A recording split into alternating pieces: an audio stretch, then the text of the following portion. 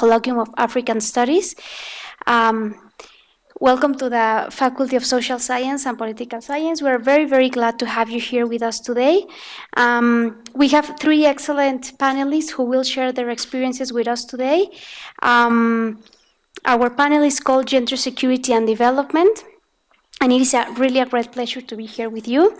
I will introduce our panelists. Each of them will have 15 minutes to expose. And then hopefully at the end we'll have enough time for questions and answers and comments, of course, from our students and our faculty members. So I will start by introducing our first speaker. She's Lola Fowler. Lola Fowler is a Brock University alumnus with bachelor's in economics and business and postgraduate degree in business economics. Originally from Nigeria, she commenced the project African Female Economist during her postgraduate studies as a means to highlight the accomplishment of African women, many of whom remain faceless or unknown, who have contributed to economics. She recently co-authored a chapter with Robert Demand entitled The First 100 Years of Female Economists in Sub-Saharan Africa for the Routledge Handbook of the History of Women's Economic Thought, edited by Kristen Madden and Robert Demand, which she presented at the ASA 2019 History of Women's Economic Thought session in Atlanta. As a first-generation immigrant, she has experienced firsthand the different adaptation strategies employed by immigrants to enter the labor market and grow their careers amidst stiff challenges in their new homes. Lola's career has traversed private, public, non-profit, and academic sectors. She works for the Ontario Public Service as an analyst on program, budget, and policy initiatives. A Social Sciences and Humanities Research Council winner, she has also written on female labor participation and tightness and is interested in economic history and social economics. Thank you, Lola, for being with us, and the panel is yours.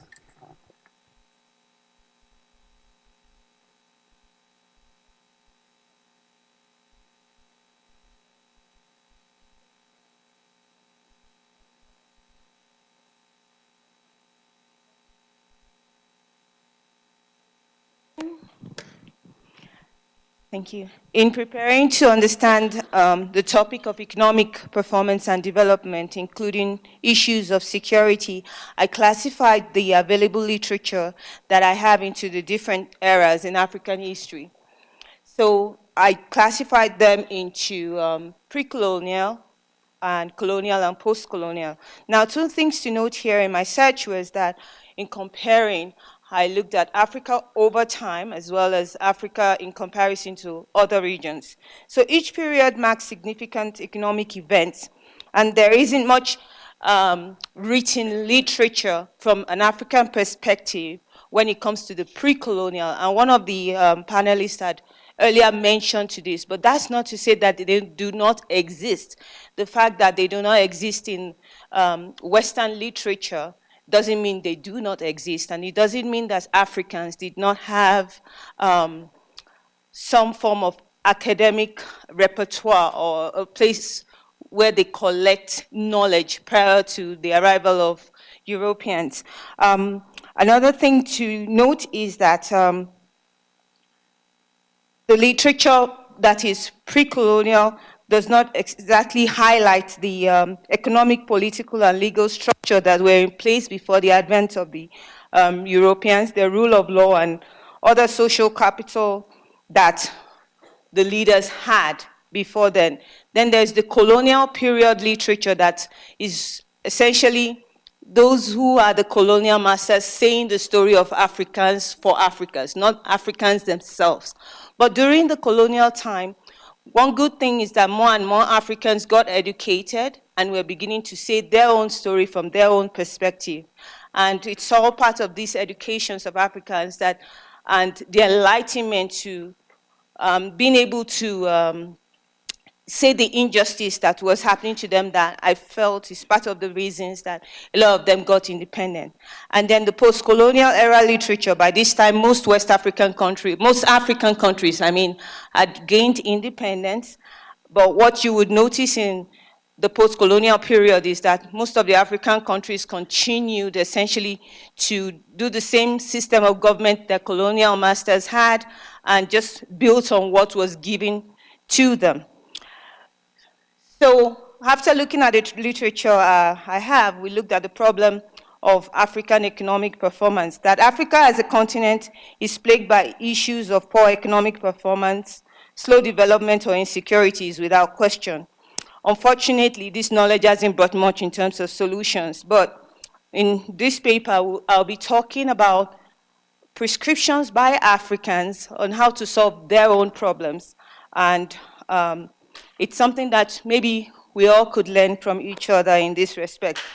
Among the main problems that have been identified, particularly in Gonin Sankola's book, was to ascribe the problem of Africa to low social capital, high-risk environment, and poor infrastructure, which they attribute significantly to government behavior among the most important factors. Social capital in this respect referred to that shared sense of identity, understanding, and values and norm that people would have. And it could be generated either in the community or as a will or as government. Now, African governments have been plagued by tribal politics, corruption, and a high level of fractionalization. Part of this is a relic of colonization. One of the panelists has alluded to the fact that ethnicity between Africans was used by the imperialists to keep power. It's something that it's something that I've noticed is perpetuated in different parts of Africa, where it's, as part of the colonial playbook, you would take a small minority tribe and put them in power, and then the majority might start to feel that they are being marginalized. And in a way, it's to keep the balance of power, but it really doesn't work in the long run. And that's why, essentially, after colonialism and the Europeans left, a lot of civil war started because of ethnic inequalities, you would find. It's one of the reasons, it's not the only reason. So we've identified some of those problems. Another of them was geography and risk. A lot of African economy is agro-based, and due to climate degradation and climate change, when you have an agro-based economy, your market is subject to commodity prices and its volatility. So that does affect them adversely. Another is lack of financial debt and credit constraints. So we're all aware that Africa has gotten a lot of Western aid in the past, and usually it comes with conditions that a lot of them are not able to meet in the long run, which only makes them go further into debt, and the cycle continues. But we'll talk more about the debt issue when we're talking about solutions. Then there is the fact that there is low public expenditure on social and economic infrastructure, which brings us to opportunities that might exist to address this problem. Now, I'd mentioned earlier that in looking at the pre-colonial literature, I noticed that in the past, Africans had their own way of capital formation and credit and money and banking. One of the earlier panelists mentioned that some literature and some narrative have tried to sort of diminish the significance of some of the accomplishments of Africans in this respect, as to make them look like they did not have any system at all. For example, she had mentioned that I'm Nigerian. We had a system of counting money way before money as a currency came into being. We counted in 20s, and it's a very complex system of counting money that when some of the European literature did not believe that these people could come up with something that complex. We also had a way of doing capital formation of getting credit. So what would happen, there are two very popular ones among the Yorubas. One is called Ajo, and the other is called a Susu. And what happens is that it would have like a group of people here, and we would contribute money, maybe weekly, maybe monthly. And then what would happen is at the end of every month, you would get it first, then you would get it, and you would get it. Essentially, we're building capital. It starts small. But what happened is it was very popular among women as a way of starting small cottage industry. Very similar to what's been done in Grameen Bank in Bangladesh. But Africans had this way back. They also had, the Esusu is a more complex one, because then you could have people in this class and another class doing the same thing. Now you can imagine how quickly you could amass funds that way. But this is something that has been done way back. So it's like something old becoming something new. One interesting thing would be to see how we could harness some of this old knowledge and still use it with the same amount of success that they've been able to do with the Grameen Bank in Asia and other parts. Another thing that I mentioned as a great opportunity is the human capital, which will lead me to African female economics. Now, what I find is that Africa has the youngest population, where a lot of countries are suffering from aging population. Africa has the largest amount of young people. But the problem is a lot of them are unemployed. And when you know what happens when the idle hands is the devil's workshop, it's easy to get them all excited and start to fight because they have nothing to do. There's a lot of opportunity there. Another thing is that a lot of Africans, and one of the panelists have spoken about the accomplishments of Africans all over the world. They're world-renowned, doing great things, but out of Africa. There's been a lot of brain drain going out of Africa to different parts of the world. I'm sadly one of them. I don't live in Africa, I live in Canada. And there are several here in the room. Why are we not going back home? It's not as direct or straightforward, but one other interesting thing is that right now in some countries in Africa, the influx in terms of money exchange or money transfers to African countries, it's almost the second largest source of funds into the country. Imagine what those people could do in the country, given the right amount of infrastructure and support. Now, this brings me to African women. And I want to highlight very, very briefly, because I'm running out of time, some of these women and what they have prescribed in terms of solutions to some of the African problems. Now, I did them by region, East and Southern Africa and Western Africa. And one of them that you could recognize is Dambisa Moyo. Now, she's a doctorate in economics, very notable author. And one of her prescriptions is that financial aid has not helped at all, but harmed Africa. She prescribes private capital raised domestically or from international investors so that the leaders could be accountable. Because you remember we said something about social capital. Now we want to hold the leaders accountable. And she suggests investments from China and the likes of African economic progress. Now, whether you agree or disagree with her, she is coming up with some solution. Another person is Ngozi Okoji-Iweala. She was the Nigerian financial minister, and she was nominated as, she was one of the nominees to have been a World Bank president. Now, she established credibility, fairness, and social trust. That was one of her main goals when she came into office. And her team focused on addressing 4 major challenges. One was the weak economic management in the country. The second was the volatile public spending. Third, weak and institutional corruption in government. And the fourth was bureaucracy inefficiencies that were hostile to private sector. Now, she wasn't only just talking the talk, she walked the walk. She was able to obtain debt relief for the country, almost 30 billion US dollars from the Paris Club. And now, what I would say is that even within Africa is solutions to some of these problems, but it takes a lot of commitment. Which brings me to the questions I will ask you before you ask me questions. And that is that the question of Africa itself. Is Africa a creation of Africans themselves or something imposed on Africans? Because when you have a lot of different people and you force them into a marriage and call them a nation, the beginning is not going to be easy until all of them agree that they want to be a nation and then work together towards that. Could that be the reason? No, if you go to the question towards the end. Now I'm jumping towards the end.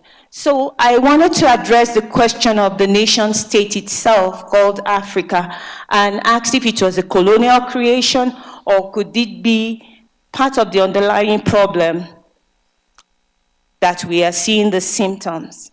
In conclusion, I want to say that a lot of organizations are doing what we are doing here. Because when we start to identify the problem, in the hearts of the younger generation, we are sowing solutions.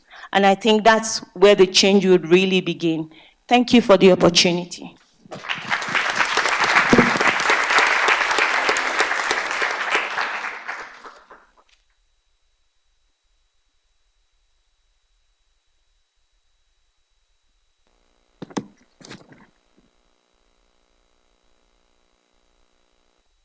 Thank you, Lola. Now is the turn of Heidi, I don't know how to pronounce, Hagenbach? Heidi Hagenbach, she is an assistant professor of history at the University of Massachusetts, Boston. She is the author of Binding Memories, Women as Tellers and Makers of History in Magut, Mozambique, and is working on her second book, Recipes for Disaster, Gender, Hunger, and the Remaking of an Agrarian Food World in Central Mozambique, 1500 to 2000. In a multi-country collaborative study funded by the National Science Foundation, she's also investigating the food security impact of a cassava value chain project in southern Mozambique, whose purpose is to buy fresh cassava from poor farmers for the manufacture of Impala, the world's first cassava-based commercial beer. She teaches survey courses in African history, as well as specialized courses on women and gender in Africa, African and global food history, African environmental history, oral history and memory, and the history of development. She has also taught at Boston University, Harvard University, Brown University, University of Minnesota, and SUNY Buffalo, worked as a rural livelihoods consultant for projects in Burkina Faso, Kenya, South Africa, and Uganda, and managed volunteers for a non-profit organic farm whose produce is donated to food insecure families in the greater Boston area. Thank you, Heidi, for being with us.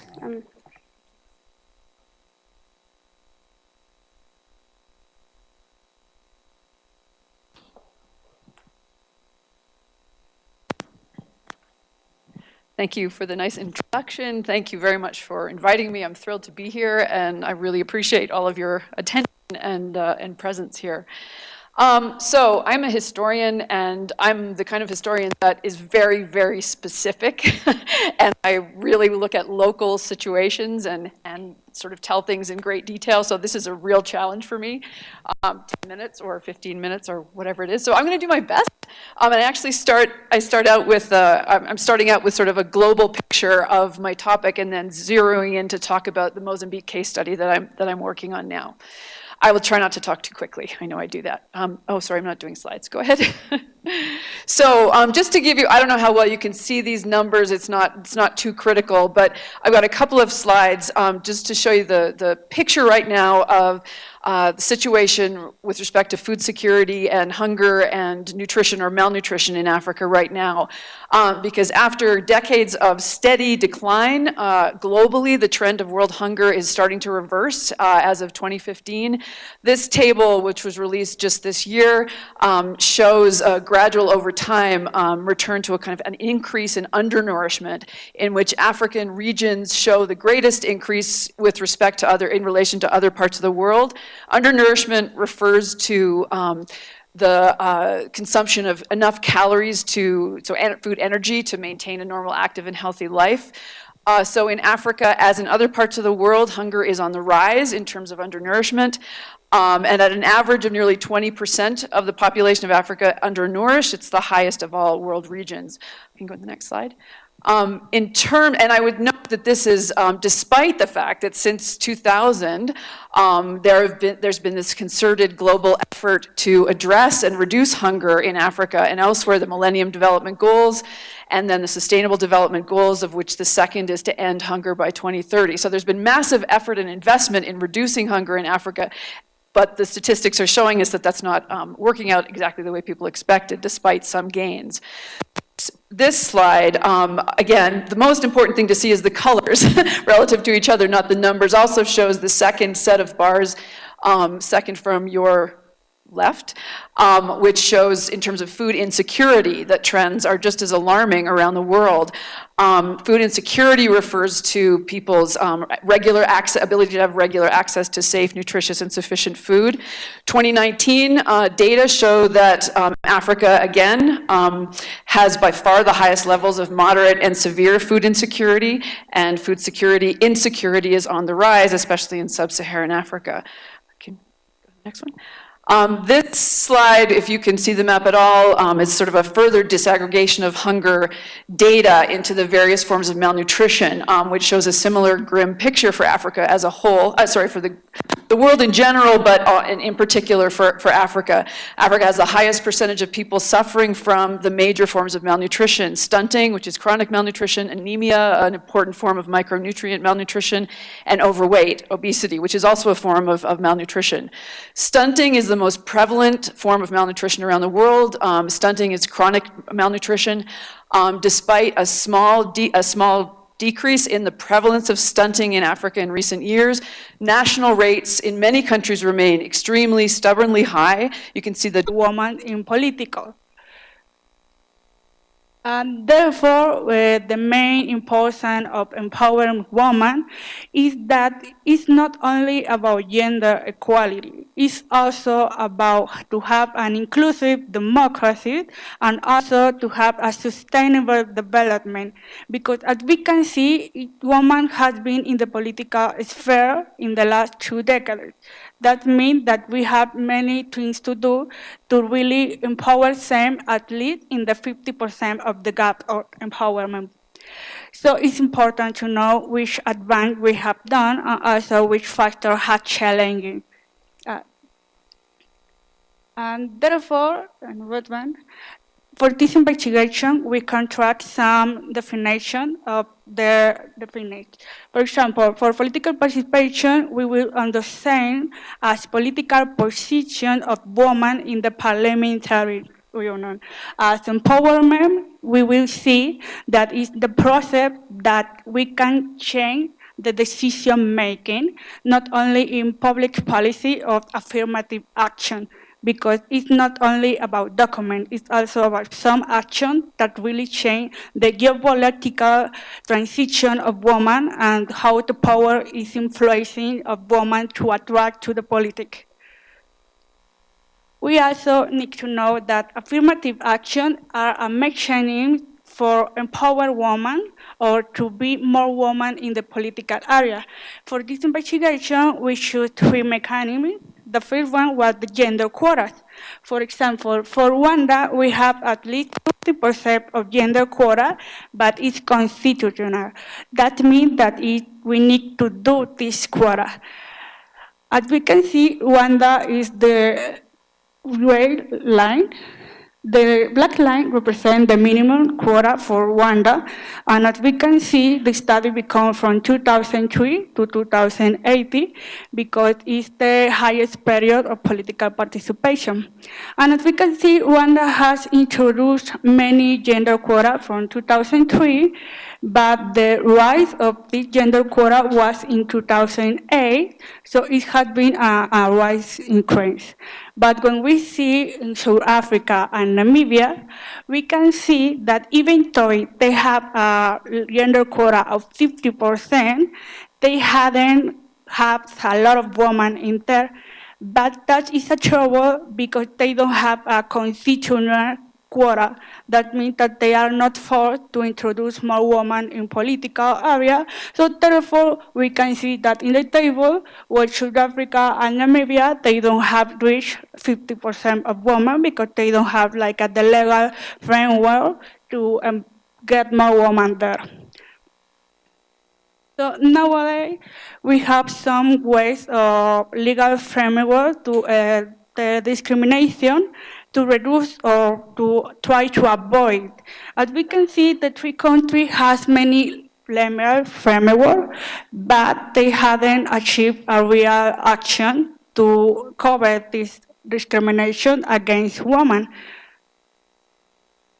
But one important thing also in the affirmative action is that we need to ensure that we have mechanisms to avoid it. Not only to avoid it, it's only to supervise it.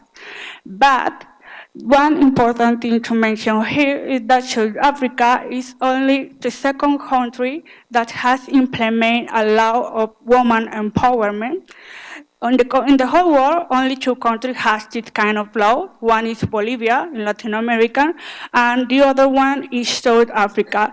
And that is a real advance for women because there is not a legal framework for that.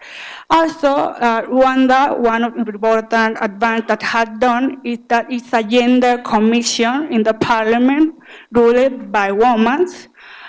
By Namibia, we have that it's a policy national about gender that will be implemented to 2020. So by Namibia, we need to check more because there has been 2 more years to finish the gender policy and to know if we really have a good result about that. When we compare how much the woman has been progressing women's empowerment, we can see that yes, the three countries has raised a lot of the level of political participation, but as we said before, political participation sometimes we confuse with empowerment in political area, but that is not the same. As we can see, this study was done by the Global Gender Gap, by the Economist Unit. From Rwanda, we only have data from the 2009, but from South Africa and Namibia, we have data from 2006. And as we can see, the only country that has superior the 50% of the gap is Rwanda. And it's really impressive because Rwanda also has a context really different from the other country. And one of the main points of Rwanda was the genocide. So the government tried to implement new policies to empower women. But as we can see in South Africa and Namibia, we have that they haven't reached the 40% of the political empowerment gap. So that means that we have some marching to do. So what is the main trouble here for women to be empowered in that? Because they are really in the political position, so they have the power to influence the decision making and empower women. So the main advantage we had more women in the political area.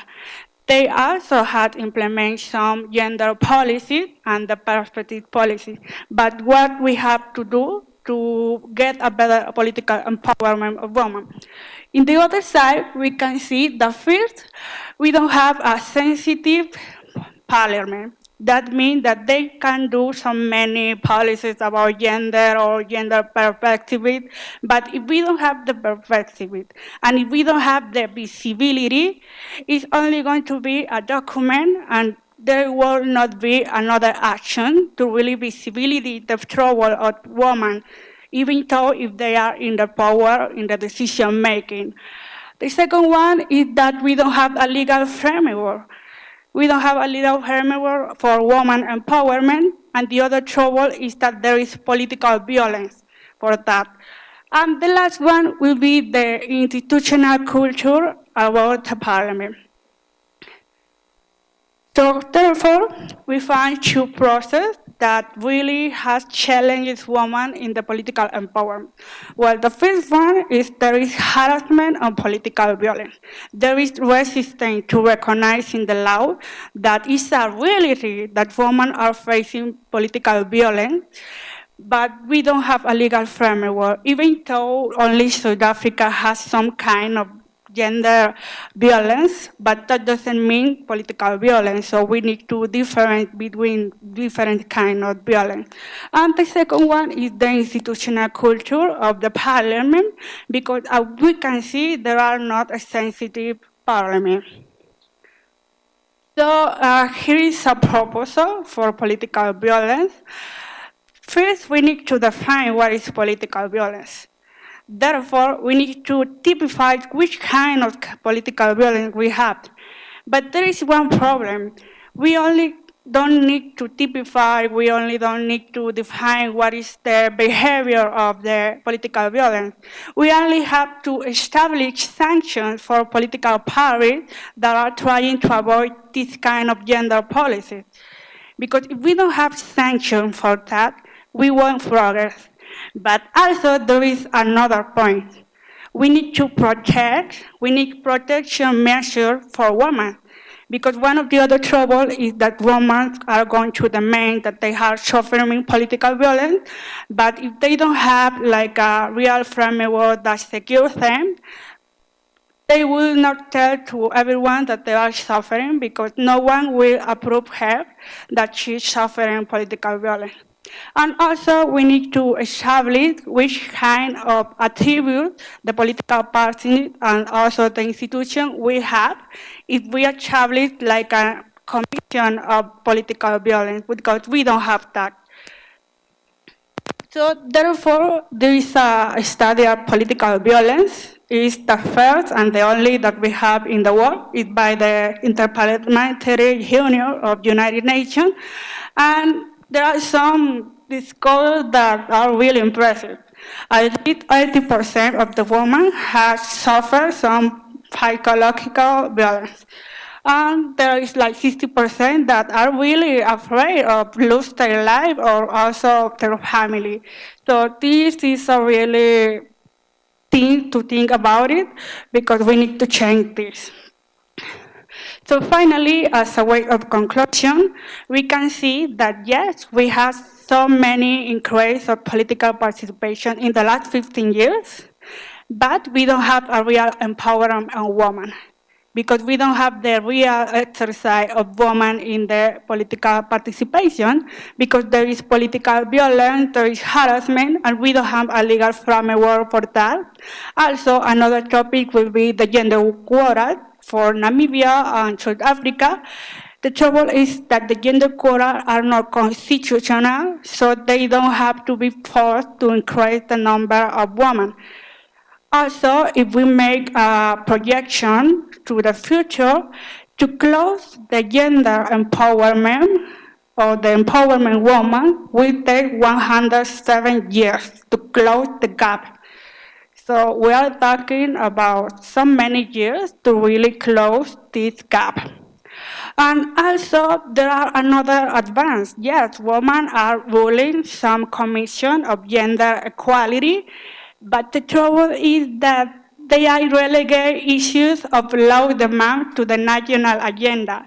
That means that women could be ruling some commission about education, about health, but if we are talking about security or economic, women won't be there. So that is other trouble. It's important to empower them in all of the areas. It's not only about health, about women are capable of that. So this is a good advance that they are ruling some another commission, but it's important to get there. Another important thing is that this commission has a statute consultative. That means that they don't have the power to influence in the policy decision making. So empowerment is not only about take some women in the political position and that's all. We are trying to get the sustainable development and gender equality between gender quota. But no, gender equality is about political empowerment of women that really can change the policy decision making, because in that way we can get more women in the policy. Because another important fact here is, yes, even though that Africa and this country has the highest level development of political participation, we can see that they are not really empowerment. And this is happening around the world, not only in Africa. In fact, Mexico, we have 50% in the parliament, but if we go to the political empowerment, we won't see that.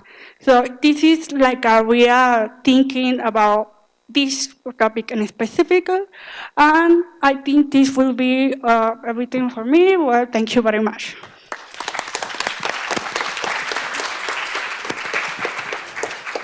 Thank you, Arlene. We have 9 minutes for questions and answers. I will just take 1 minute from those 9 just to comment on the 3 participations. Very interesting panel. Thank you very much. Well, there are different questions that we can start with I don't know, commenting on them.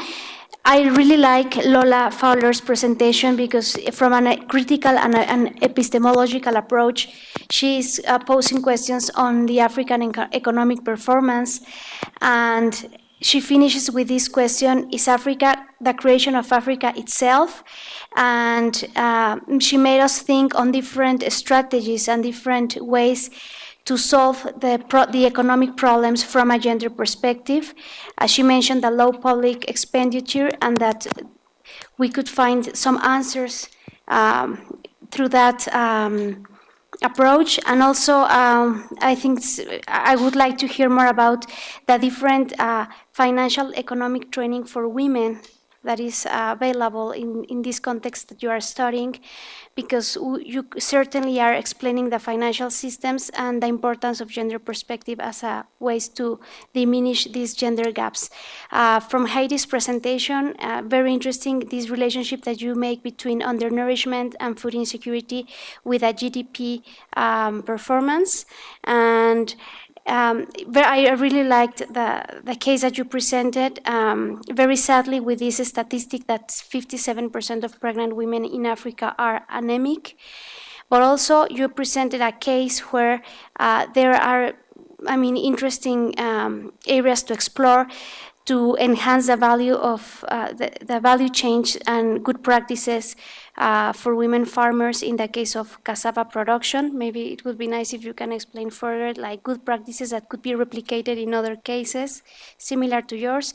And with Arlene, finally, this panorama that on empowerment and the relationship between women in politics and empowerment, and what we always say, quotas are just one affirmative action, but being part of a political parliament doesn't mean that automatically we have gender perspective. There is a broader spectrum of structural violence and institutional violence that are affecting like the possibilities for redistribution and recognition of women's needs, knowledge, and strategies. And I think this would be a good way to link the 3 presentations, the challenges on redistribution and recognition for women in these 3 different topics that you presented. Thank you very much. And well, now we open the possibility for questions and answers. Yes, I have one question here, and this is for Arlene. And Arlene, I just want to ask, when you mentioned that the gap will close for women probably in 107 years, which country is your benchmark? Who are you referencing? Maybe we can take 3 or 4 questions and then we go for the answers. Yes, there's one question there. And then here. It's just a very simple question for all three of the presenters. I think in different ways they highlighted in their presentations that women's indigenous knowledge and perspectives tend to be undermined across socioeconomic and political terrains. And you're all three very thorough in explaining exactly how this happened in the context that you were analyzing. But perhaps you could spend a little bit more time elaborating on how to valorize indigenous knowledge and to how women could use their positionality to create forms of power within the different systems that you were discussing. Thank you. There's one question here in the front.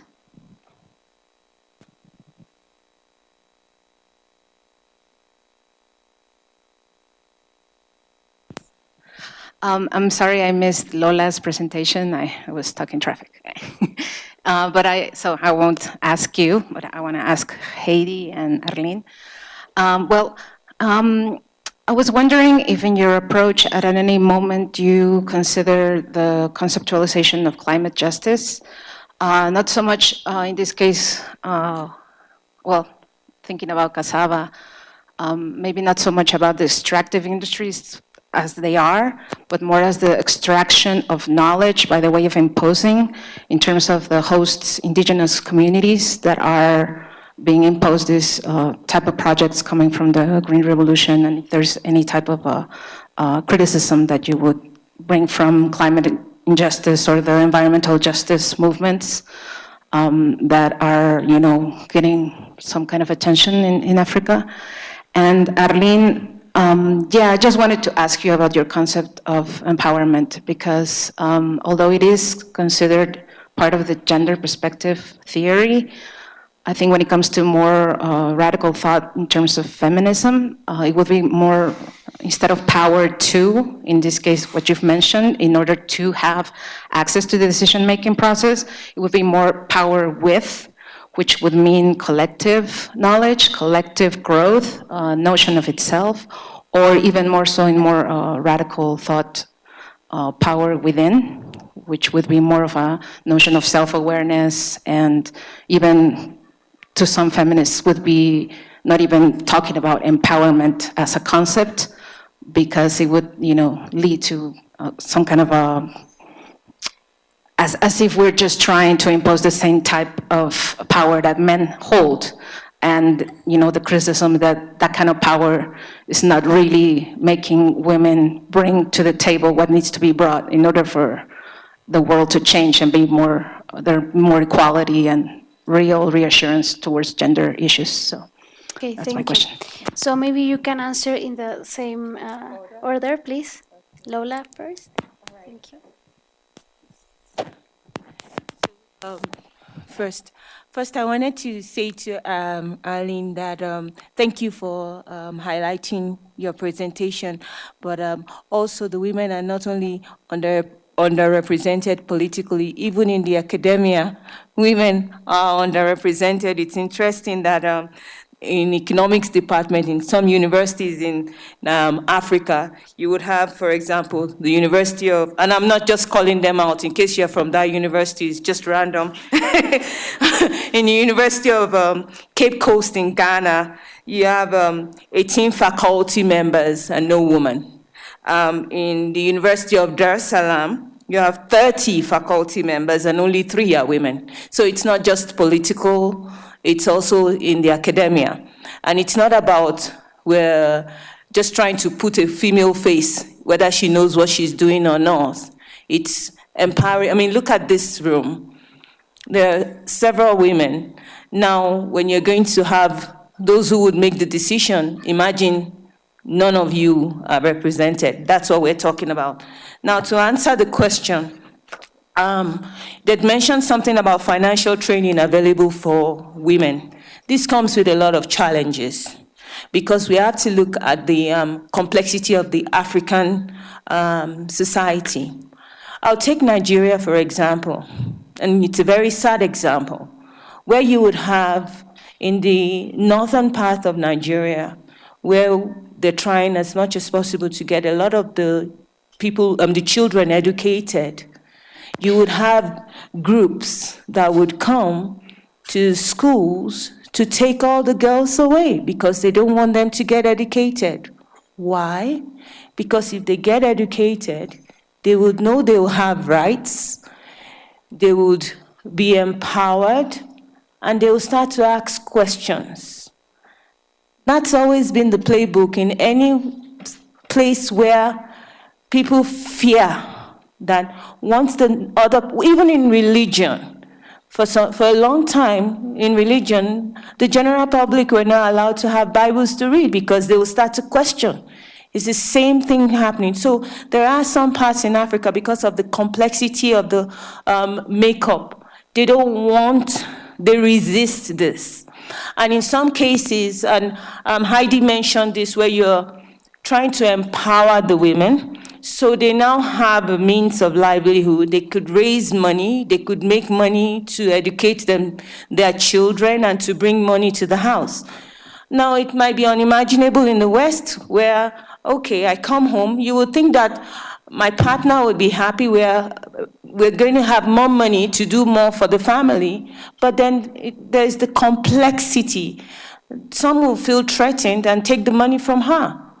And she can't really do much, which is what comes to the empowerment. You have to have the legal structures in place that defend those rights to education, to fight violence, and so on and so forth. So it's a circle, but you have to do it mindful and respectful of the culture, as well as the peculiar nature of the different regions. And like I said, I don't want to take too much time. The other question was, how do we take some of this indigenous knowledge and use them?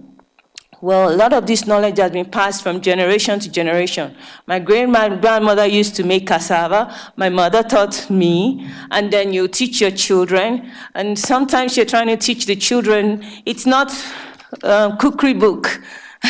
A lot of you, it's very different in Africa. You learn by seeing. But we're trying to move from that because of technology now. I could videotape my mom making cassava and I don't have to memorize it anymore. So there's also room for technology in harnessing the local knowledge. And this is part of what we're doing. In talking about the existence of that local knowledge, we're documenting it. And agencies like this Ministry for Women and Indigenous Studies help to facilitate that. Thank you. Those were excellent questions, and I could talk for a long time. I'll try not to. So I'm going to try to answer two questions with one answer. That's the question that you posed about, are there good practices that could be replicated from this project? And my gut response was no, but that's actually not quite fair. And then also hoping in the same answer to address the question about valorizing women's knowledge in this particular context. So something I didn't have time to talk about.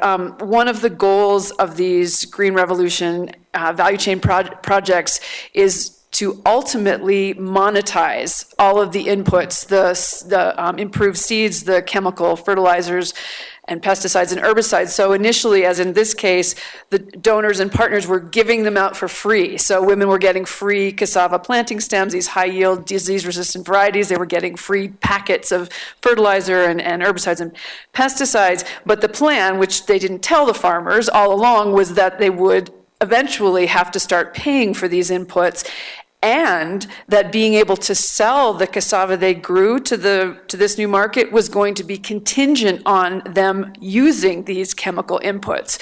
So it was very much a trap, and women responded extremely vehemently to one thing especially, which was the idea that they would monetize seed material.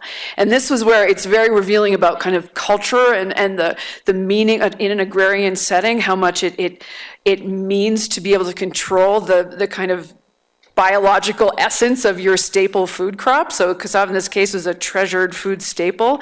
And so women have historically, they get their planting material from other women in a kind of gift exchange setting, where if you don't have stems to plant, you go ask your neighbor, you go ask a relative, you go ask a friend, and they will always give it to you. And they know that if they need it, you will give it to them. And the idea that you would start paying for seed material or selling seed material is just horrifying. And so that's a part of the answer to the question, but the other part is that what becomes interesting when you start paying attention to women's intense feelings about these seeds, the stem material, is that it's also a way of glimpsing all their incredible knowledge of cassava varieties and why they exist and why they're different and how they got to be that way. So these projects come in with like one or two varieties they're trying to promote, high yield, sort of lab produced hybrid, and eventually in the case of cassava it will also be genetically modified cassava varieties. And women have they plant at least 5 or 7 varieties in their fields. Over the expanse of a community, there might be 20 different varieties women are planting. And the project had no knowledge of that going in. And we just started, since I was doing surveys in 2016, we started asking women every time we saw them. We have a sample of 129 women and then 50 others of reproductive age, asking every woman, what varieties of cassava do you plant? And the most fascinating thing was that every woman laughed at us when we asked that question. And that, I think, what we've tried to, my research assistants and I, who were local guys who knew the communities very well, was that nobody ever asked them that question. And so I have this really long list of all the cassava varieties grown throughout this district, and I just found out this past summer that the project staff have just started writing down the varieties that women grow and are just starting to try to understand why women feel the way they do about seed sharing versus seed purchase.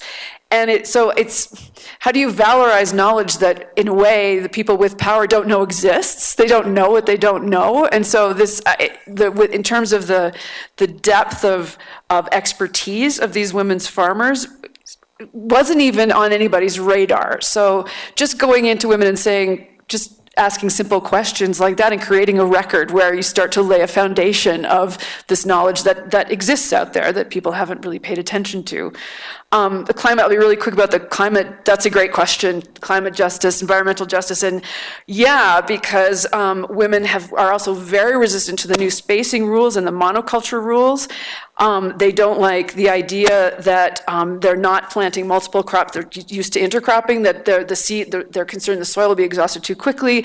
They're concerned that they're being pressured to plant enormous cassava plantations, which will cause much more deforestation. So, and they feel like they're really in a bind. You know, we can't say no. We have to plant things the way they want us to, and yet we know that's the wrong way to go about it. And I would say in terms of best practices, the best practice I've seen on the part of the project implementers is they're finally starting to realize that they can't get anywhere if they don't listen to the women. So they're actually starting, and they've made some changes, minuscule price increase. I didn't even get into that, but yeah. So anyway, thanks. Great question. Well, in general, Africa has the highest level of political participation in women, even if we compare with advanced countries such as United States, Germany, Nordic states, or Scandinavia. It's something curious because sometimes we have the grown idea that Africa is less developed and therefore we don't have the no participation of women. But one of the other things that has influenced of women participation in Africa has been the transition of government, because in this country in particular and in other countries in Africa, they had been in conflicts. So this being like an apartheid and also genocide or transition of different kind of political system that had made our thinking about how women has to be there in the political participation, but also in the decision making of the real power. And yes, there are many countries of Africa that we have in the political participation. Another will be Mozambique, Gambia, Ghana. But if we have a similar route in this country, you will be finding that they had been in conflict. So post-conflict has helped that women are in the political area in Africa, and specifically in the whole country. And of course, about the definition about empowerment is very conflict, because how we can measure the power. Yeah, we have many definitions about our power to, power in, but it's not only about how we can measure power, because typically we can see that the global gender gap that measure or try to measure the political empowerment gap, we will see that it's only about position of women in political area, in the minister, in the parliamentary, in the head of government or head of state. But power is more than position of women in the political area. Yes, we need to measure the power in different ways. Is power in, yes, the action that we are collecting with women, but also how this action has attract more women to be in the collective action or try to change the transition or political area inside, because the women are there, but they cannot use the power in if they are having some barriers as political violence or harassment. The good thing is that they are using the power to creating some commission of women. So this is a good thing. But here the problem of the empowerment is how to measure the power. Thank you. Thank you very much. And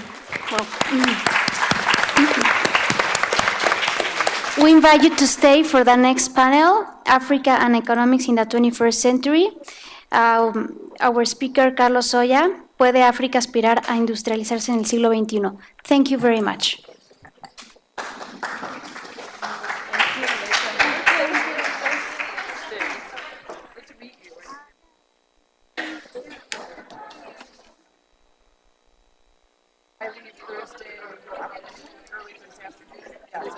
¿Vas a tomar una foto? They will take us, excuse me, they will take us a picture. Oh. ¿Quieres que estemos de pie? Many pictures.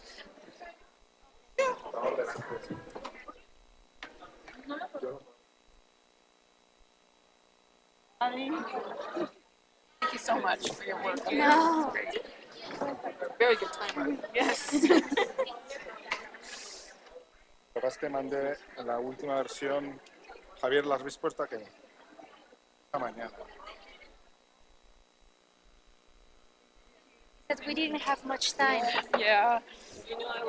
The program is very intensive. Okay, yes, yes.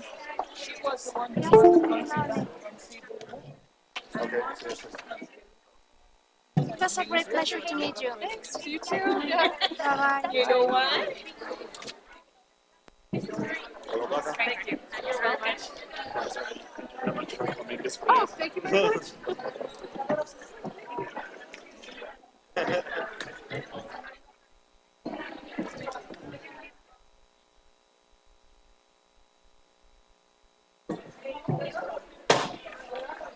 Es lo de aquí, simplemente, ¿no?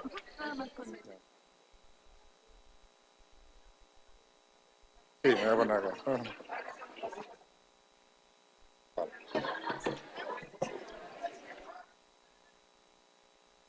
Vale. Acá. Yo voy a estar acá. Necesito el ordenador. Hola, ¿qué tal? Sí, me voy a colocar aquí para que llegue el ordenador. Sí. Aunque me va a ser más fácil ver de acá. Sí.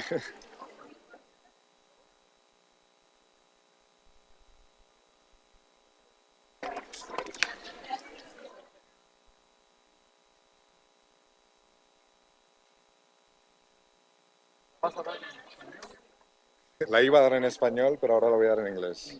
Entonces vamos a hacer un experimento, porque las slides están en español. No voy a improvisar, pero vamos, que las slides se mantienen en español, así todo el mundo está incluido. Sí.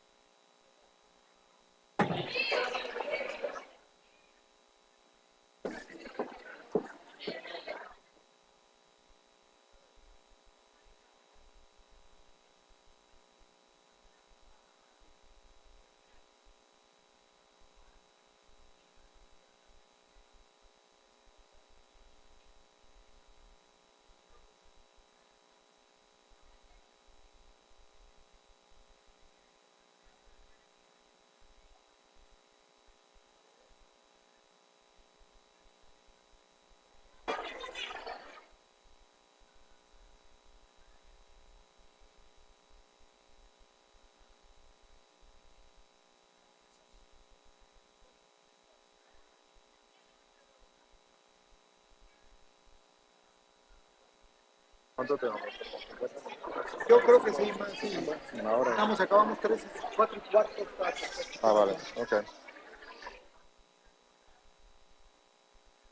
Sí, tengo más que de sobra, pero tampoco tengo como 30 slides, o sea que...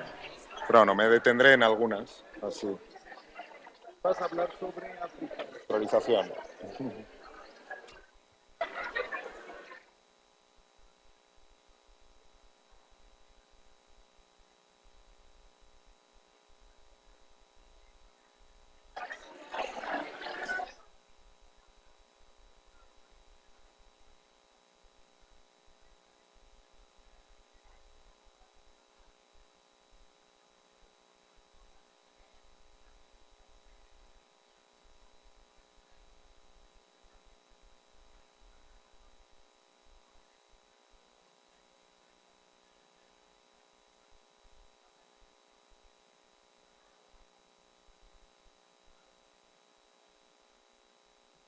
¿Ya?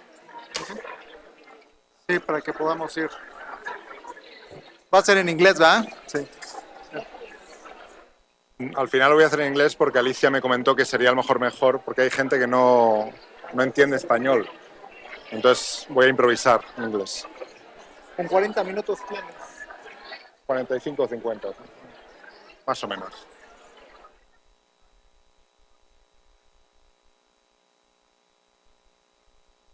Cuando me queden unos 10 me avisa. Así, Exacto. Muy bien. Hi everyone, please take your seats. Please take your seats. We're about to start the next conference. This time we will have Carlos Oya from the University of London.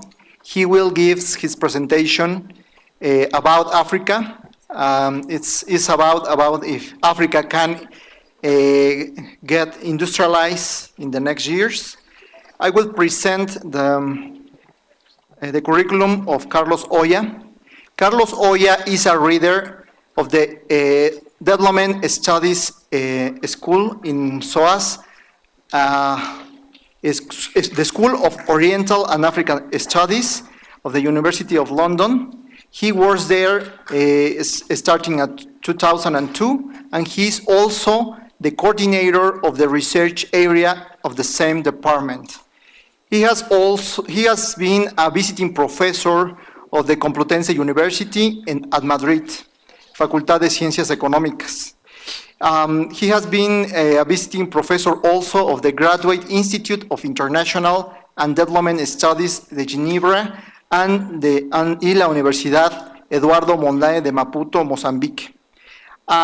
He has work in the areas of political economy, agriculture, employment, structural change, development, cooperative development, and he has published articles in very different international journals like World Development, Journal of Development Studies, Journal of Agrarian Change, African Affairs, Journal of Modern African Studies, Third World Quarrel, among others. He has also coordinated a book with Antonio Santamaria. This book is called Economía Política del Desarrollo en Africa in 2007. In recent years, he has directed a research project on the employment conditions and dynamics in the emerging sectors of the light industry and constructions at Ethiopia and Angola. And he's also working in this research project. We welcome to Carlos Oya, and we are ready to hear your presentation. Thank you. Gracias por la presentación. Voy a empezar en español. De hecho, inicialmente tenía previsto presentar en español, porque pensé, me invitan en México y siempre presento en inglés. Es una oportunidad y me apetecía, además, presentar en español. Pero bueno, esta mañana me di cuenta que el lenguaje, el idioma de trabajo de la conferencia era inglés. También me di cuenta que hay una serie, algunos participantes que no hablan español. Y entonces he decidido una especie de compromiso, que es presentar en inglés, pero la presentación es en español. Con lo cual, bueno, es un experimento que nunca he hecho y a ver cómo sale. También es un desafío no solo para mí, sino para la audiencia, porque van a tener que leer en español y luego escucharme a mí en inglés. Pero quería agradecer a los organizadores de este evento, creo que es un evento importante, la promoción de los estudios africanos y de Asia en México, y también espero que esto constituya una oportunidad para que se establezcan futuras colaboraciones entre la UNAM y en este caso el SOAS de la Universidad de Londres, la institución en la que trabajo, y probablemente que se vaya extendiendo esa red a otras instituciones. I'm going to switch to English now. So as I was saying, for non-Spanish speakers, I was due to present in Spanish. However, I then realized this morning that the working language of the conference is English. So I decided to run this experiment of running a bilingual presentation with the slides in Spanish and me speaking English, and I hope that you will be able to follow and meet the challenge. So I'm going to talk about essentially the prospects of industrialization in Sub-Saharan Africa. By the way, I will focus on Sub-Saharan Africa in this presentation. And in order to do that, I will have to begin with an overview of what the legacy of industrialization, what the experiences of industrialization in Africa have been until now, and why is it that in recent years we have started to hear more about the prospects and the possibilities of industrialization in more and more African countries. If you ask me, when I used to work in the Ministry of Planning and Finance in Mozambique as part of the policy-making group in the poverty reduction strategies. If you ask me then whether there was any possibility of a revival of debates on industrialization in Africa, I would have laughed, probably, because I can't remember a single work meeting in 4 years in Mozambique where the word industry or manufacturing was actually mentioned once. So of course Mozambique is one of those countries where there was never really any hope that there could be some industrialization, and in fact the local industry had severely suffered from the ravages of structural adjustment of the 1980s and 90s. So we have lived for many years in these policy debates a sort of feeling of pessimism. Okay, I mean, there's different sources of pessimism for any form of dynamic structural change in Africa, and particularly industrialization-led structural change in Africa. One form of pessimism is pessimism about what industry can deliver. So, funny enough, I mean, some people now think that industrialization is not necessary for economic development, that actually, and there's some mainstream economists who are arguing this, and many others who are arguing the same, that it is possible to develop with other sectors, it is possible to develop through services. So there's this new idea that servicification is the way forward, and the new modern economies of the 21st century will be essentially service-led economies. So there are problems with this view, obviously, and I'll argue this during the presentation. And that has led to one form of pessimism. That's why some people say, well, don't worry about Africa industrializing. They don't need to industrialize. They can do other things. The second form of pessimism around these issues comes from China and East Asia generally, saying that the global configuration of capitalism nowadays is such that manufacturing development is severely concentrated in a few parts of the world. And that also affects Latin American economies, by the way, which means that China has become such a world manufacturing hub, and then the Southeast Asia as well, that the prospects for other countries, and especially African countries, to actually make inroads in these sectors are minimal. They say they can't compete with China. That's the argument. So what's the point of trying to follow these routes? Because it's not feasible.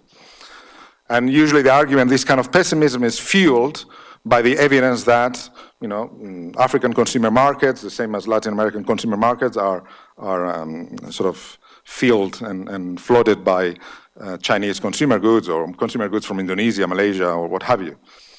The third form of pessimism that explains partly this lack of debates on industrialization in Africa is pessimism about African governments and African policymakers.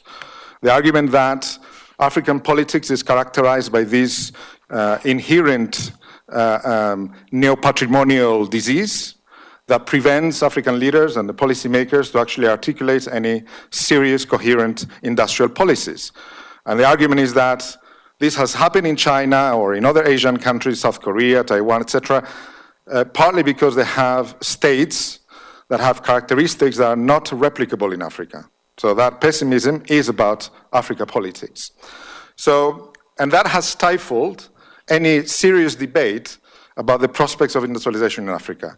While there might be some element of truth in each of these propositions, in fact, now we live a new era in which now more and more people are beginning to realize that actually some African countries might be able to industrialize after all.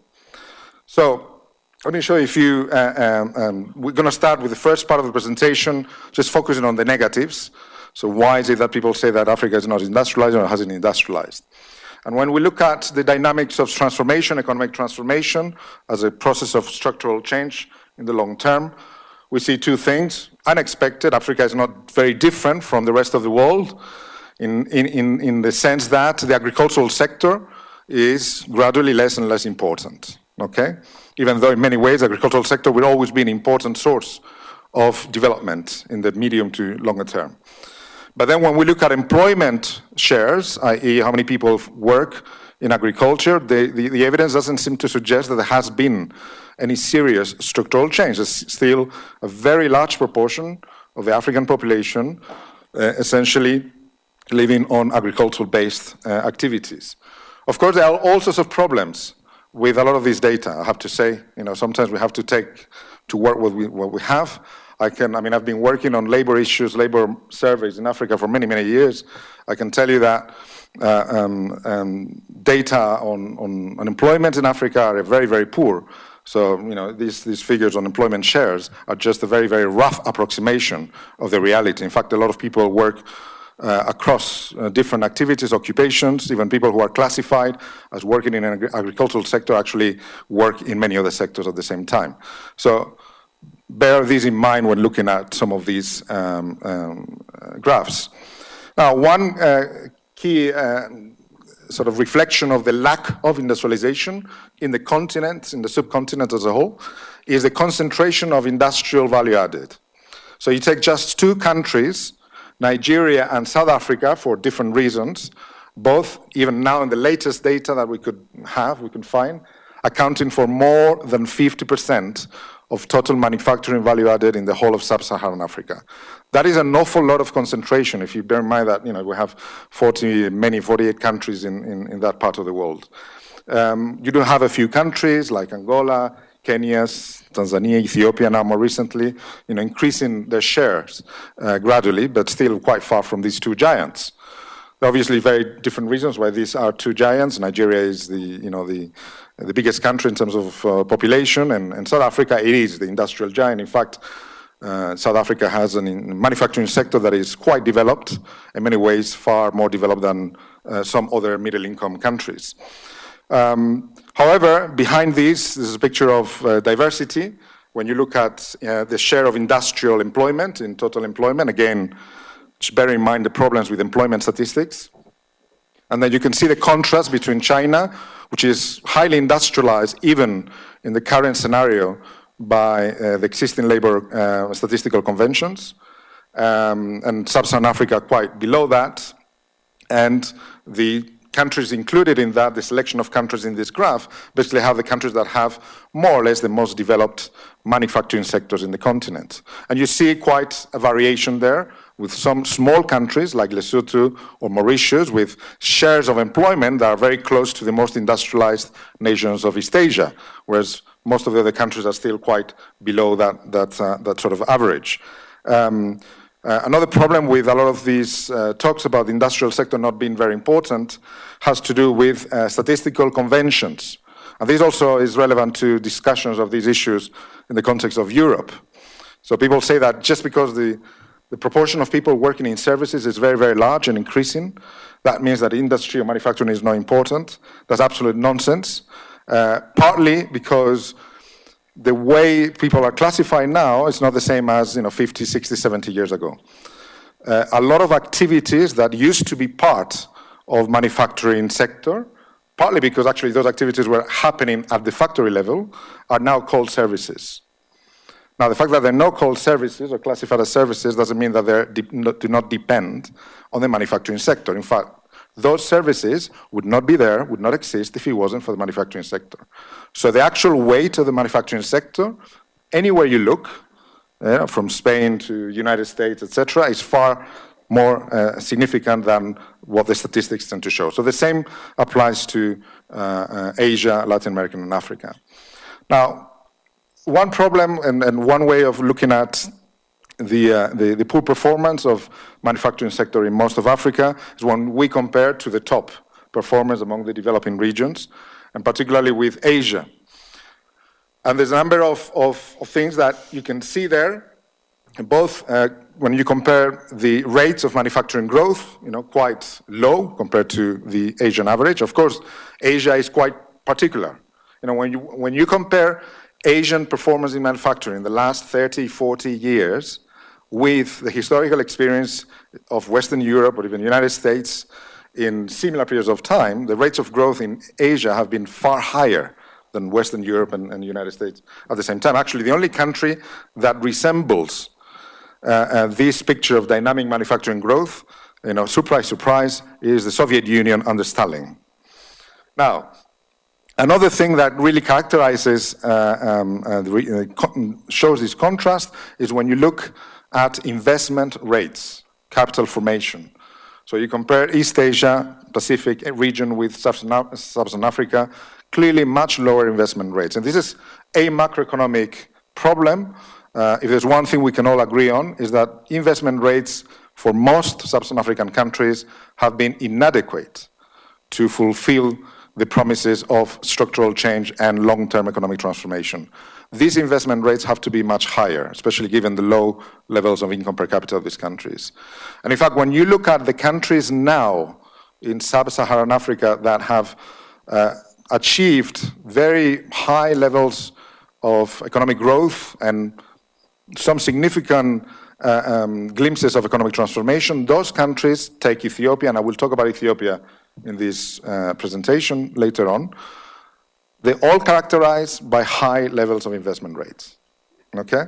And in fact, when you look at the industrial giant, South Africa, and some of the reasons behind its relatively sluggish performance in the last couple of decades, a key macroeconomic indicator is investment rates. Investment rates, especially productive investment in South Africa, has been totally inadequate for the sustaining economic growth rates of the past. Now, a range of indicators also show these contrast, and particularly when you look at the difference in relation to manufacturing exports. One thing that East Asian countries have been very successful at is developing their manufacturing exports. And they've done that not at the expense of the domestic markets. In fact, the domestic markets are subsequently fueling the process of industrial growth after all. So one thing, and this is again an important policy lesson for many African countries, is this binary between domestically oriented industrialization versus export-oriented industrialization is fallacious, it's false. All Asian economies that successfully industrialized, always combined measures of import substitution industrialization with export-oriented industrialization. I think even the World Bank now agrees with that. Now, when we look at the evolution in the manufacturing shares of total GDP, and that this is again the regional aggregate, you see a very gloomy picture. There hasn't been really, apart from the first initial period of 1960s, 70s, really not much going on. Even in the more recent period, the 2000s, not much. And this is a bit paradoxical in the sense that we have seen industrial growth during this period. The problem is that the primary sectors have grown faster. So a lot of the growth statistics for African countries in the last 15, 20 years have been seriously biased by the commodity boom of the early 2000s and up to 2010. So that's why whenever you look at the shares of GDP, then it doesn't look very, very promising. However, when you look at the real rates of growth of manufacturing output, actually the picture is not that negative. There are huge variations when you look at countries. And when we compare different periods of time, you see already some important contrasts. So it's important to look also at African experience with industrialization from a historical perspective. And what you see here is that the rates were much higher in the past. In fact, for a number of countries, the shares of manufacturing were actually quite high, given the levels of income per capita. Some countries where the manufacturing sectors had actually developed to an extent that was not expected. Even countries like Mozambique, for example, or even Angola, in the late colonial period and before the war started, had manufacturing sectors that were relatively developed given the levels of income per capita. And that's something that people actually tend to forget when you look back. So there is, in order to make sense of these industrial development experiences, one needs to look into or consider the importance of diversity across countries. In fact, some African countries did attempt to industrialize, some were more or less successful at times, and some industrial production capabilities, at least the foundations, were established in some countries, whereas not established in other countries. So just talking about Africa as a whole is not entirely helpful when it comes to assessing these performance. So take, for example, the case of the outlier, Mauritius. And Mauritius is actually geographically part of Africa, even though some people very often tend to see it more as an Asian economy. It's in a sense, both socially in terms of its economy, it's a hybrid case. It's somewhere in between Asia and Africa. And the industrial performance of Mauritius is certainly miraculous. Nobody expected this to happen in Mauritius. I don't know if you know the geography of Mauritius. Mauritius is a small island in the middle of the Indian Ocean. So in the early 1960s, a very famous economist, James Mead, wrote a report, which became very famous later on because of the experience of Mauritius subsequently, in which he basically argued that Mauritius was hopeless. There was no hope for Mauritius because it had all the conditions for not to develop. It wasn't landlocked, but it was sea-locked, far from everywhere, no infrastructure, high unemployment, significant population pressure, a sugar-based, imagine a sugar plantation-based economy. In fact, a lot of people, when you look at Mauritians, when they look at the history, they say, Africa is not really our main comparator. Our main comparator is Caribbean islands. Okay, so Mauritius was like a Caribbean island for a long time. However, the country, for all sorts of reasons, I can't give you the history of Mauritius now here, but it managed to pursue a very significant process of economic transformation following different stages. And one of these stages was the development of the light manufacturing sector. So it became a major source of manufacturing exports in the textile and apparel sector. Okay, so it managed to actually compete even with Asian industrializing countries during that period. So you could see also in terms of employment, a large proportion of people got jobs in these new sectors. Many of these workers were women who first entered the labor market by accessing these jobs. And in a sense, for many years, this was a bit like, maquiladora type of story, not very different, but basically occupying the whole island. It's a small place, okay? So even that process of economic transformation came to a moment of exhaustion, and the Mauritians reinvented themselves, and they found other industries. We call these industries without smokestacks. I don't know if you ever heard this term, industrias sin chimenea, okay? So this concept basically refers to activities that actually in many ways are not too different from the manufacturing sector in terms of labor intensity, the need for investment, production capabilities, organizational, managerial capabilities, so on and so forth.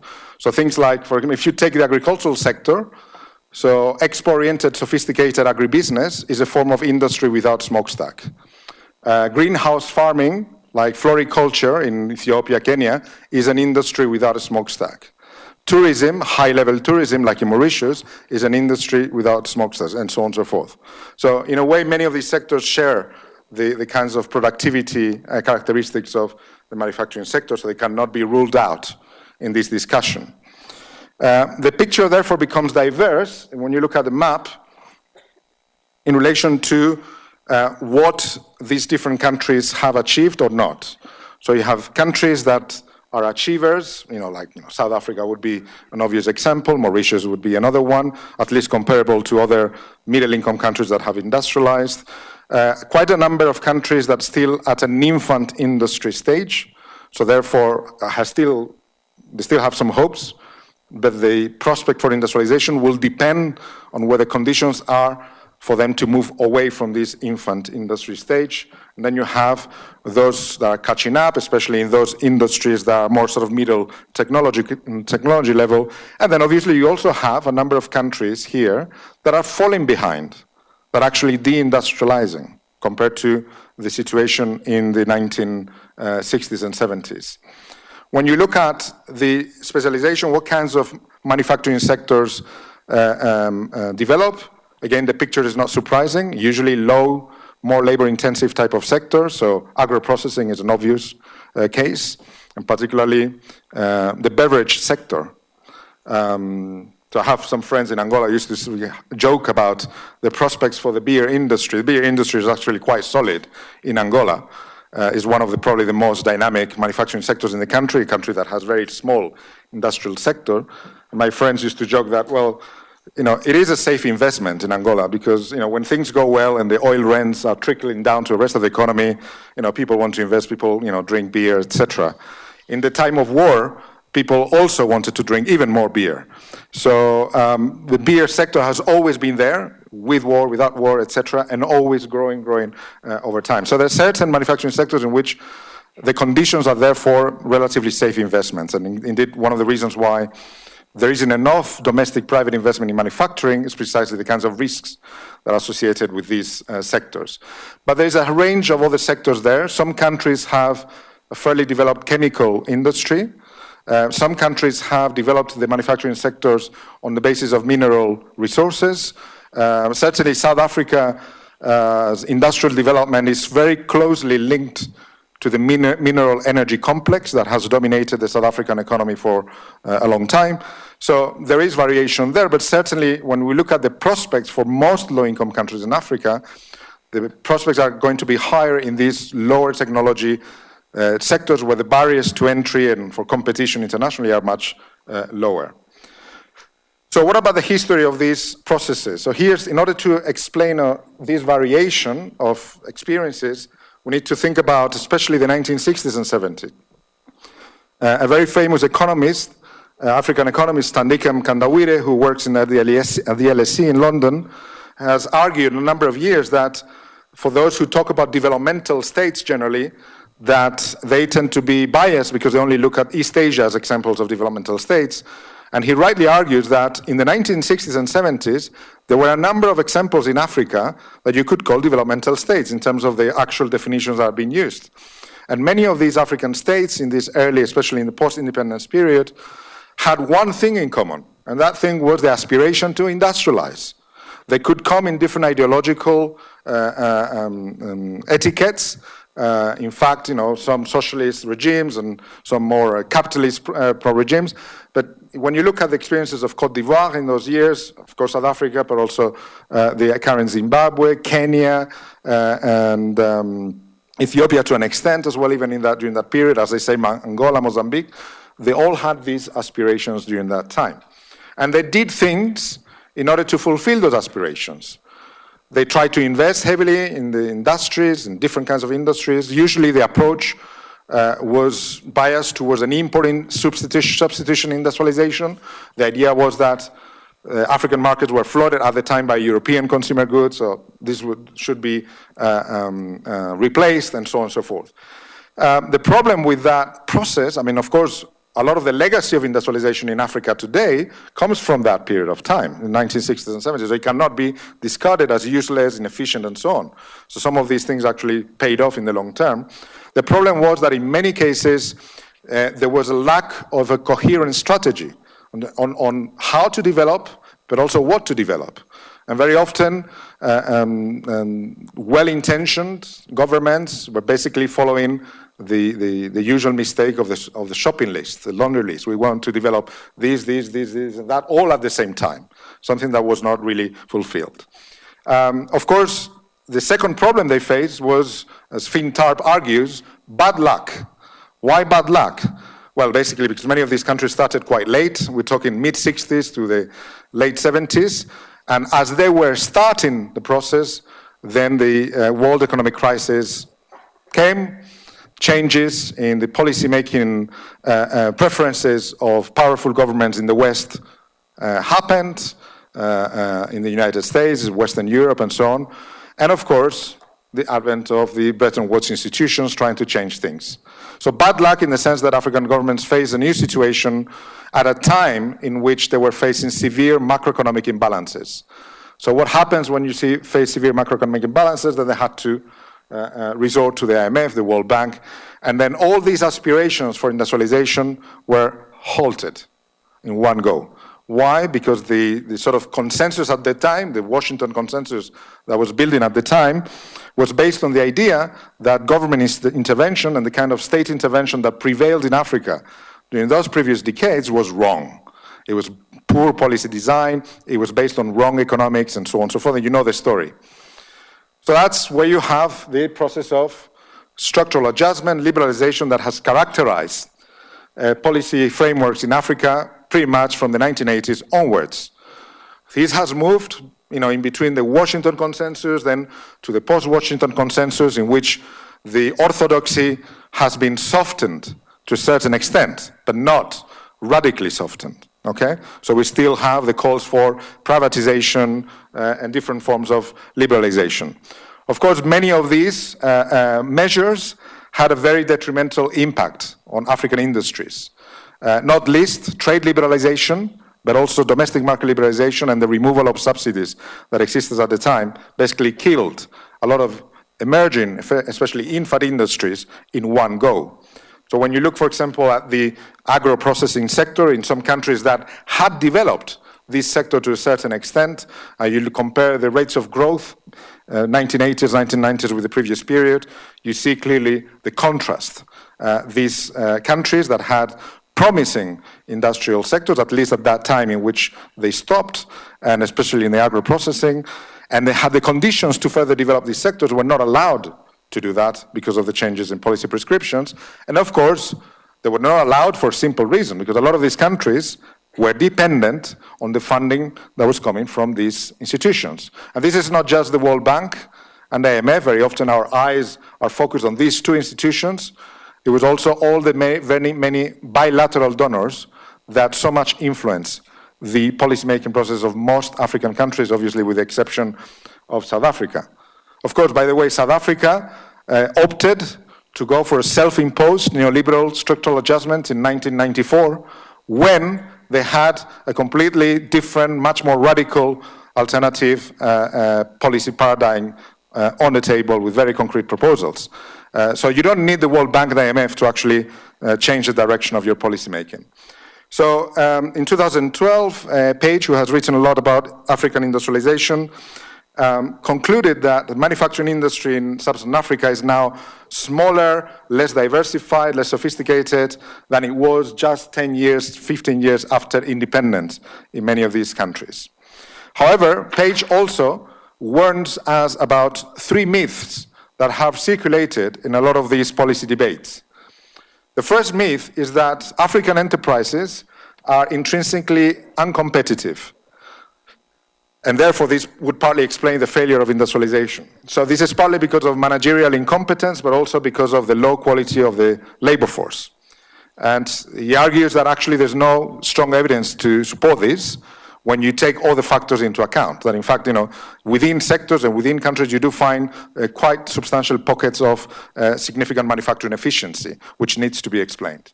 The other myth that he argues against is the idea that manufacturing failure is essentially led by the excess of regulation, the excess state interventionism, and so on and so forth. And the third myth that he argues is that, again, this is more against some neo-populist perspectives, those who argue that the future of African development is in micro-enterprises, small enterprises, and say, well, there's actually no evidence for that, just because they create more employment. The survival rate of these small enterprises is very, very low after 5 years. So believing that manufacturing development will depend on these kind of enterprises is pure fantasy. So here's an illustration of how productivity for specific goods, manufactured goods, compares between Ethiopia, for example, Tanzania and Zambia, and two countries, China and Vietnam, as regarded as two countries where you have some of the highest levels of efficiency and productivity in manufacturing, especially in light manufacturing. And you can see here quite a substantial range, particularly within African countries, i.e. that some enterprises are actually perfectly capable of competing internationally, even with the biggest competitors. So then the question is, what are then the main obstacles? So if potentially these enterprises can compete, if it is possible to actually increase productivity in manufacturing in Africa, what are the main obstacles? What explains this manufacturing deficit? And there are basically three things that are inescapable. This is, again, from lessons from history, elsewhere, but also from the own experience of African countries since the 1960s and 70s. The first obvious issue, I mean, you don't need more than 5 minutes of fieldwork with industrial investors to get this response, is the lack of basic economic infrastructure, particularly in energy and transport.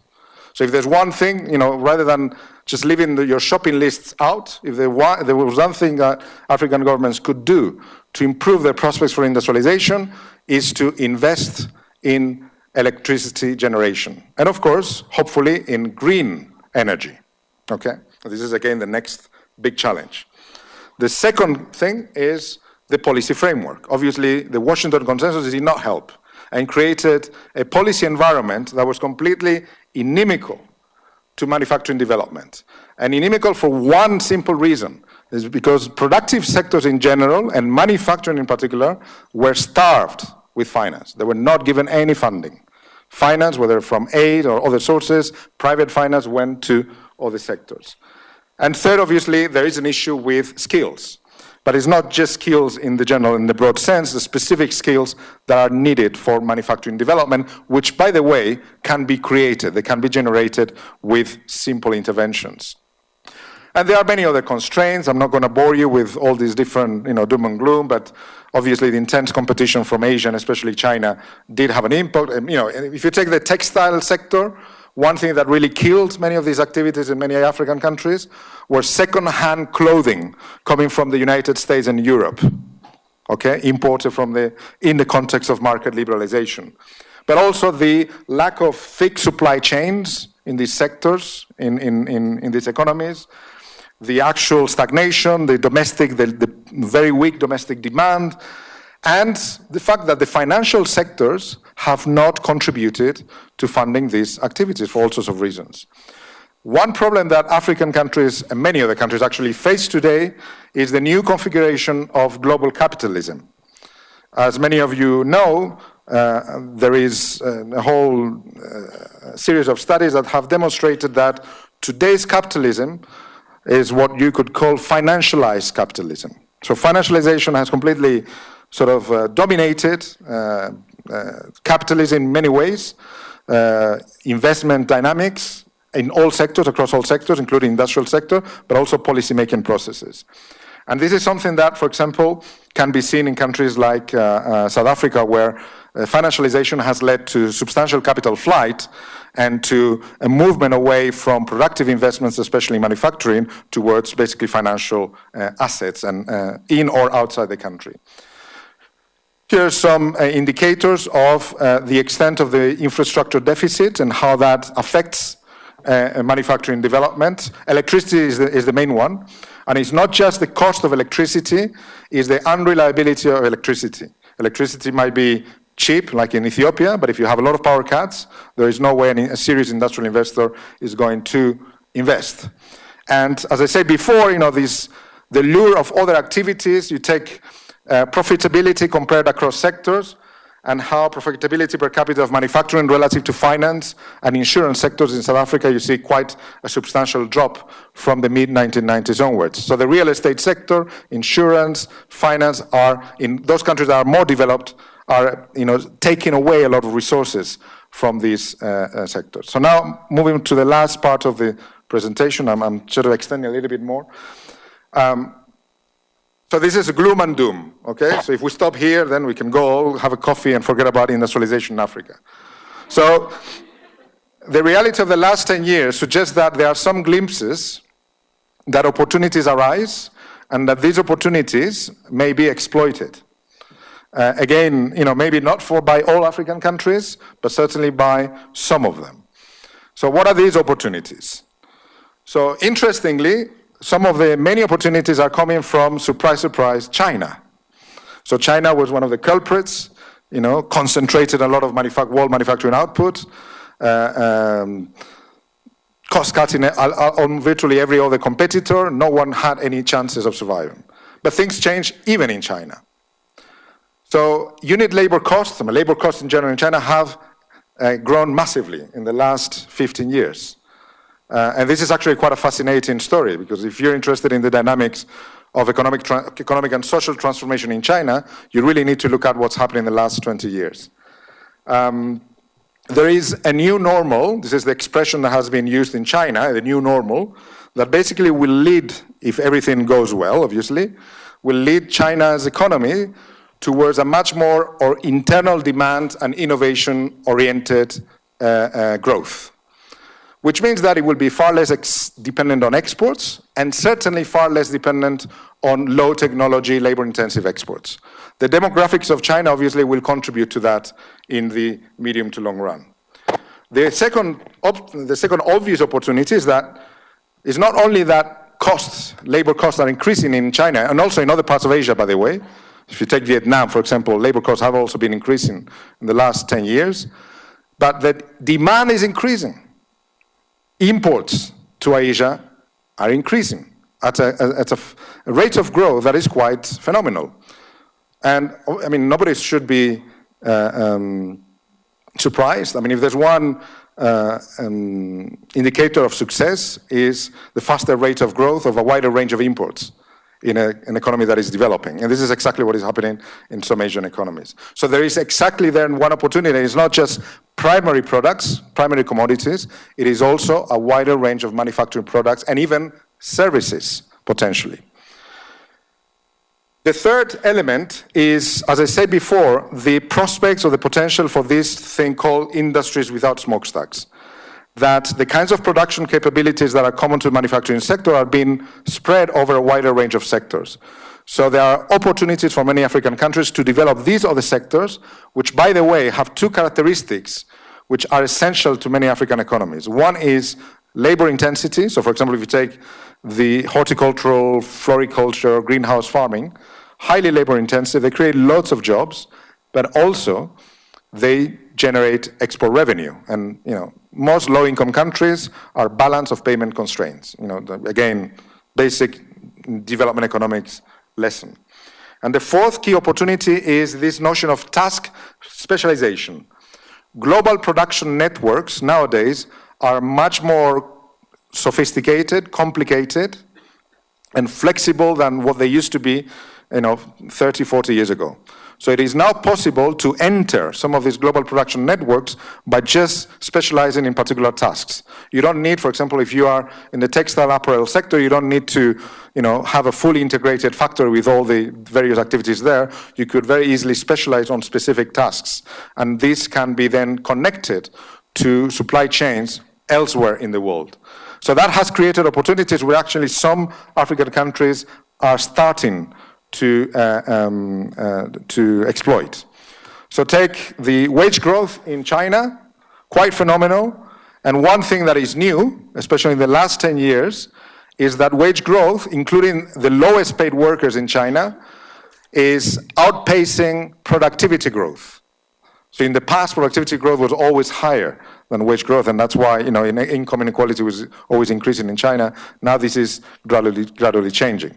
So that has implications for global production networks, because now labor costs are increasing very fast and opening up these opportunities for other countries. I mean, this is an interesting comparison with Mexico, okay? Where you see now that, I mean, if then you include productivity, then for some activities, Mexico would be more competitive now than China.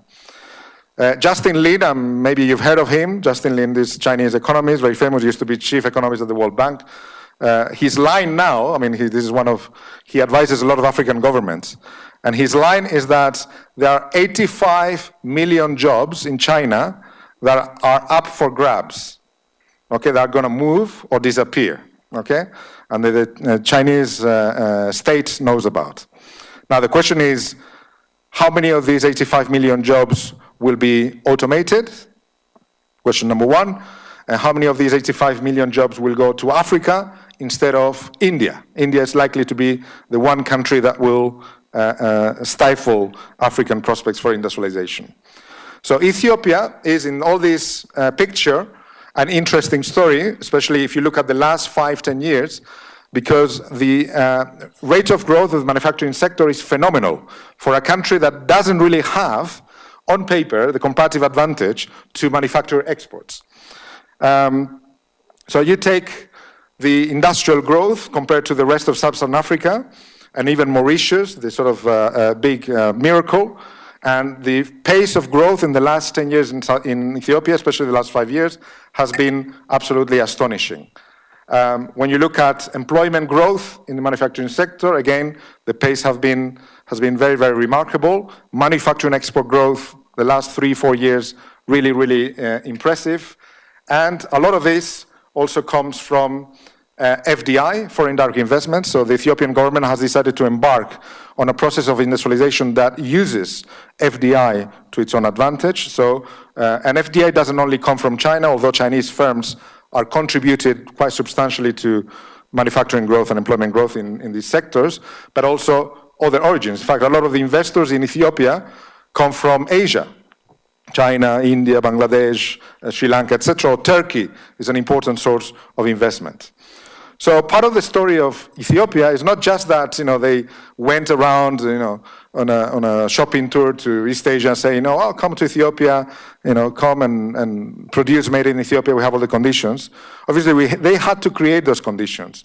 So one thing that has been seen in the last 10 years is massive infrastructural development in the country.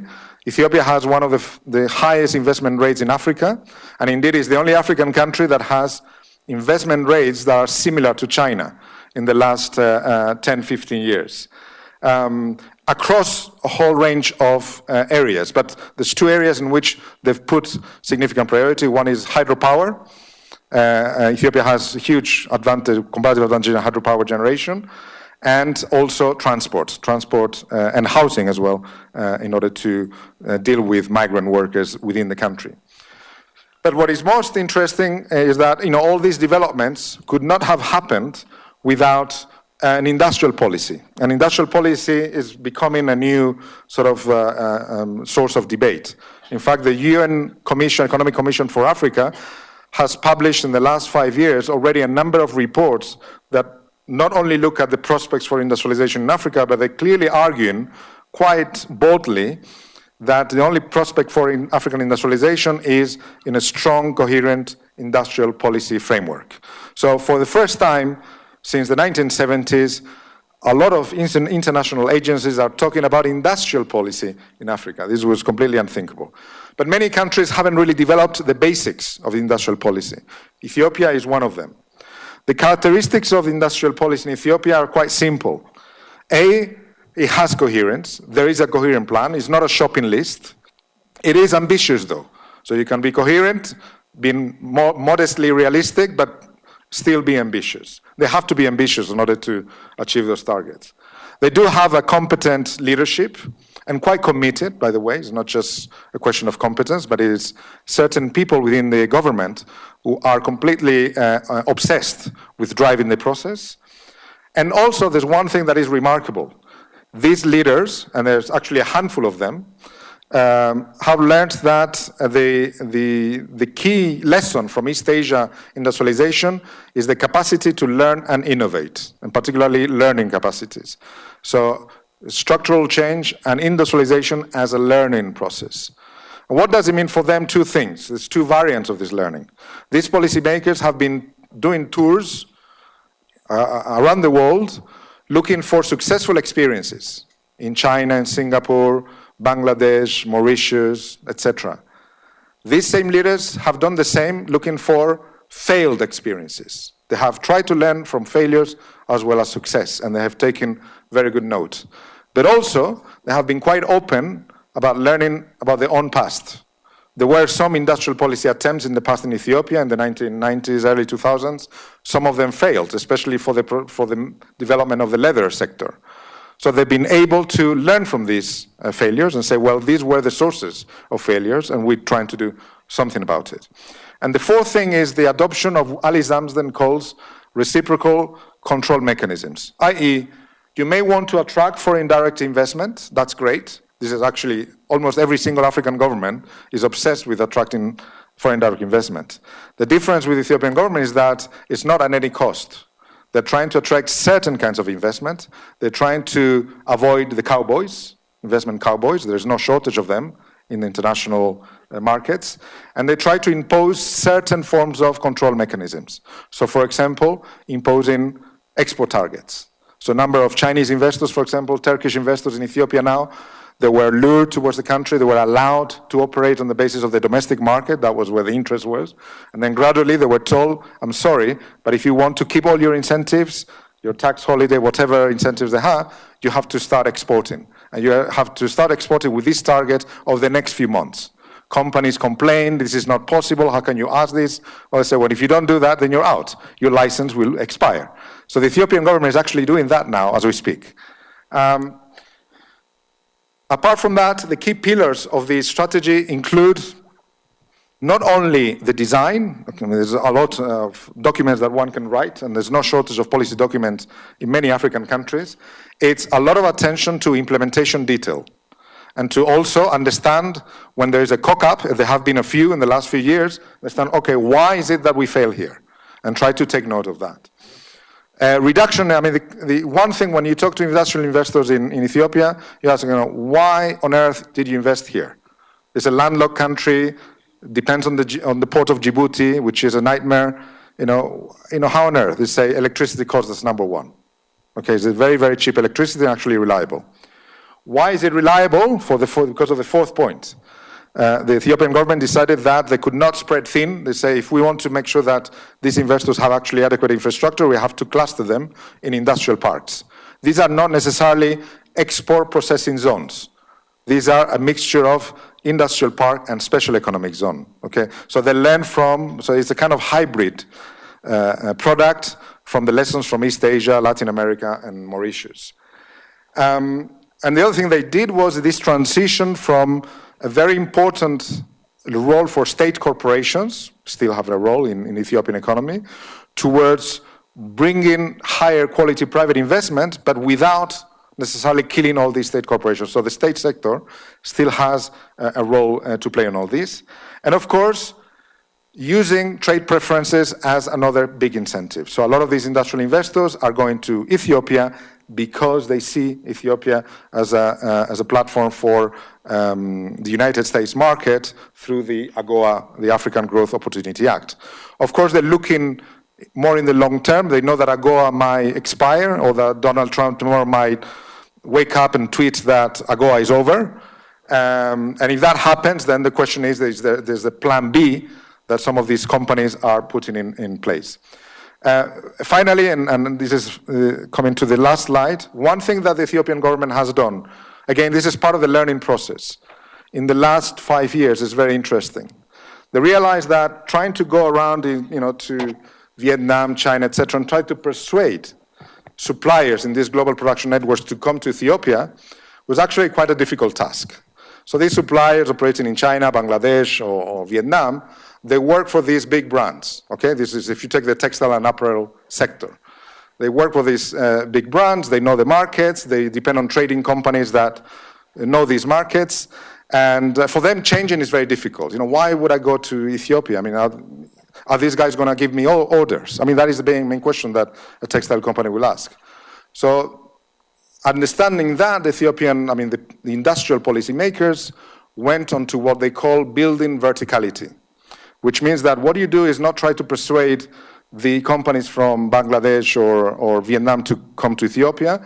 You go straight to the top, to the big brands, to H&M, to Vanity Fair, PVH, the big American company, Zara, Inditex, etc., and try to persuade them that made in Ethiopia is in their interest. That's exactly what they're doing. So now you have a number of industrial parks that are anchored with these brands, and for the first time, actually, PVH, this American brand, decided to set up a factory themselves as an experiment, as a demonstration factory for their suppliers to see best practices. So they use Ethiopia as a platform for innovation in the supply chains, which is quite interesting. I mean, you would never think this would happen, even 5 years ago in Ethiopia. How on earth a big brand would decide to do this experiment? Well, they're doing it.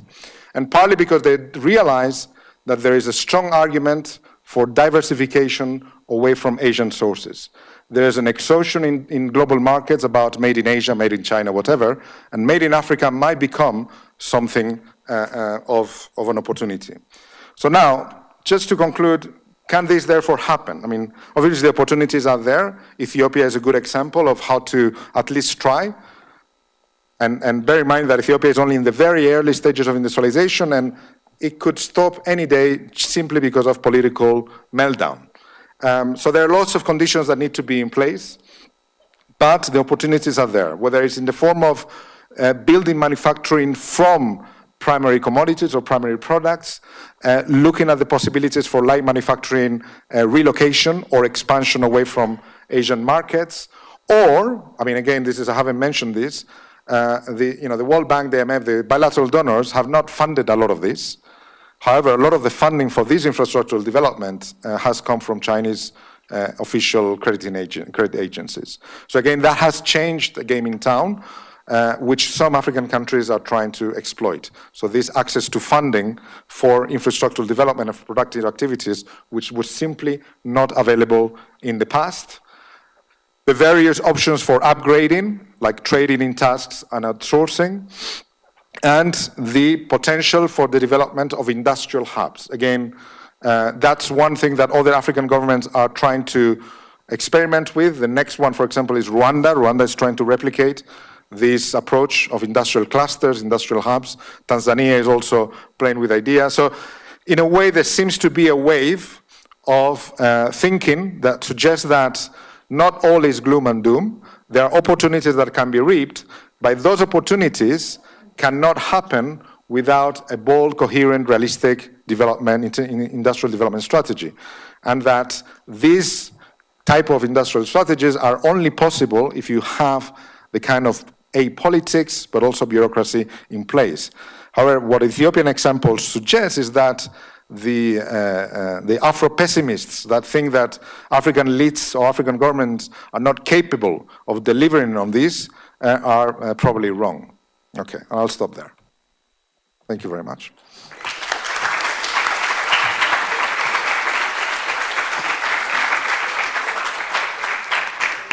So thank you, Carlos, I think this was a really comprehensive presentation of what industrialization means for a country like Mexico, in this case compared to Africa. Your presentation was really comprehensive because you speak about the historical facts in Africa, the obstacles they face, the constraints they have, and you go even further. You speak about lessons, the opportunities, and even you underline some strategies, specific strategies. That's why it's interesting in your talk. But what I liked the most, it was one phrase you say. It was, the countries that have industrialized have one thing in common: the aspiration to industrialize. That's very important. If you have one objective as a country, you can get it working hard on that. But in this case, for example, in the African countries, if they didn't have in the past the objective to industrialize, they are not going to get anywhere. In Mexico, we had, comparing to Africa, we had one thing that we wanted to promote, and that was more than 20 years ago with NAFTA, we wanted to concatenate our economy to the United States, and we got it. We concatenate to the United States economy. Now we are like exporting a lot, but we are not in a very diversified industry, and we got that because we wanted to be working in function of the United States economy. So that's what we get, because the policy, the industrial policy, was directed to that point. I remember one phrase of a policymaker in the 90s that used to say that the best industrial policy is the one that does not exist. That was famous, because he wanted to say that the free market was going to be in charge of everything, and that we will develop our industry. We got employment just by letting the things to the free markets, and that didn't work. As we can see now, we have a very segmented economy, one that is rich, that is manufacturing, that exports to the United States, but the rest of the industry is like almost disappearing. So in this case, I think that the Mexico's case is very similar to the African case. We have a very similar diagnostic. We have a very similar constraints, problems, and prospects also. So that's why I think that your presentation was really comprehensive, and I learned a lot. That's really good. So I would like to emphasize in three aspects of your presentation. When you talk about the lessons, you said that one of the problems is that infrastructure is very important. So investment is needed, but it is needed in the context of a policy framework. And that could be led only by the state.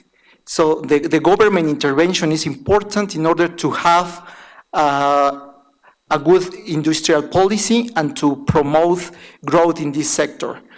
You also talk about skills, supply chain, financial constraints, and these are problems that all the underdeveloped economies are suffering, but the most important thing in your presentation is that you say that there is hope. There is hope to industrialize, and that we need to industrialize, and that the prospects are okay if we take into account some things like developing, using our resources, developing our skills, and have a policy that leads to that goal of having this development in the industry sector. So in general, is what I have in mind about your presentation. I like it a lot. I think it's enlightening. But I would have two questions for you. Yeah. So, and then we will finish and maybe take some or two questions from the public. The first one is, when you talk about conditions to develop a strong industry sector, you mentioned a lot of these conditions. But I would like to know if you have a pattern for the different countries, because in Latin America they must be different than in Africa, and maybe compare them. What in your opinion are the conditions that at this point we must take into account in order to direct a industrial policy? And what, in the context of the new industries, services are really important. So the value-added industries are really important. What do you think about those new sectors, and how can countries like Africa or Mexico can introduce to those sectors? Thank you. Shall we take another round, or I'll take maybe a round? Yeah, just maybe one, okay, two questions, so and then... we will take only 4 questions. So please, 1, 2, 3, one more. we will take only 4 questions. So, okay, 1, 2, 3. That's it. Yeah. Okay. So I think it was very interesting how you talked about different methods different countries in Africa use to improve industrialization. My question would be along the lines of how, after those methods are taken, after those projects are taken, what steps do we have to do to evaluate those methods? Because I'm interested in knowing if you just measure development by GDP growth, or how should we, especially in countries in Africa or Mexico, how do we really measure the success of those programs? If it's just very simple economic growth, or is there some more nuance to it? The second question was right there.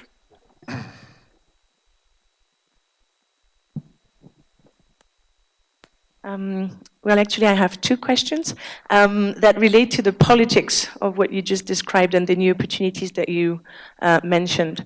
The first one is, what are the political and social conditions for such developmental states to emerge in Africa, and maybe in the case of Ethiopia that you mentioned? And how do they create the policy space vis-a-vis international partners, international markets, etc. And the second one has to do with the nature of the political regime, and that's a criticism that's been addressed to the developmental state literature, and that is about democracy in Ethiopia. So I'd like to know what's your take on this. I guess there are 3 possible answers. 1, the regime is not authoritarian. 2, democracy will come later. 3, neoliberal policies do not create better democratic outcomes, and maybe other answers as well. So I'd like to hear you on that, and thank you for your presentation.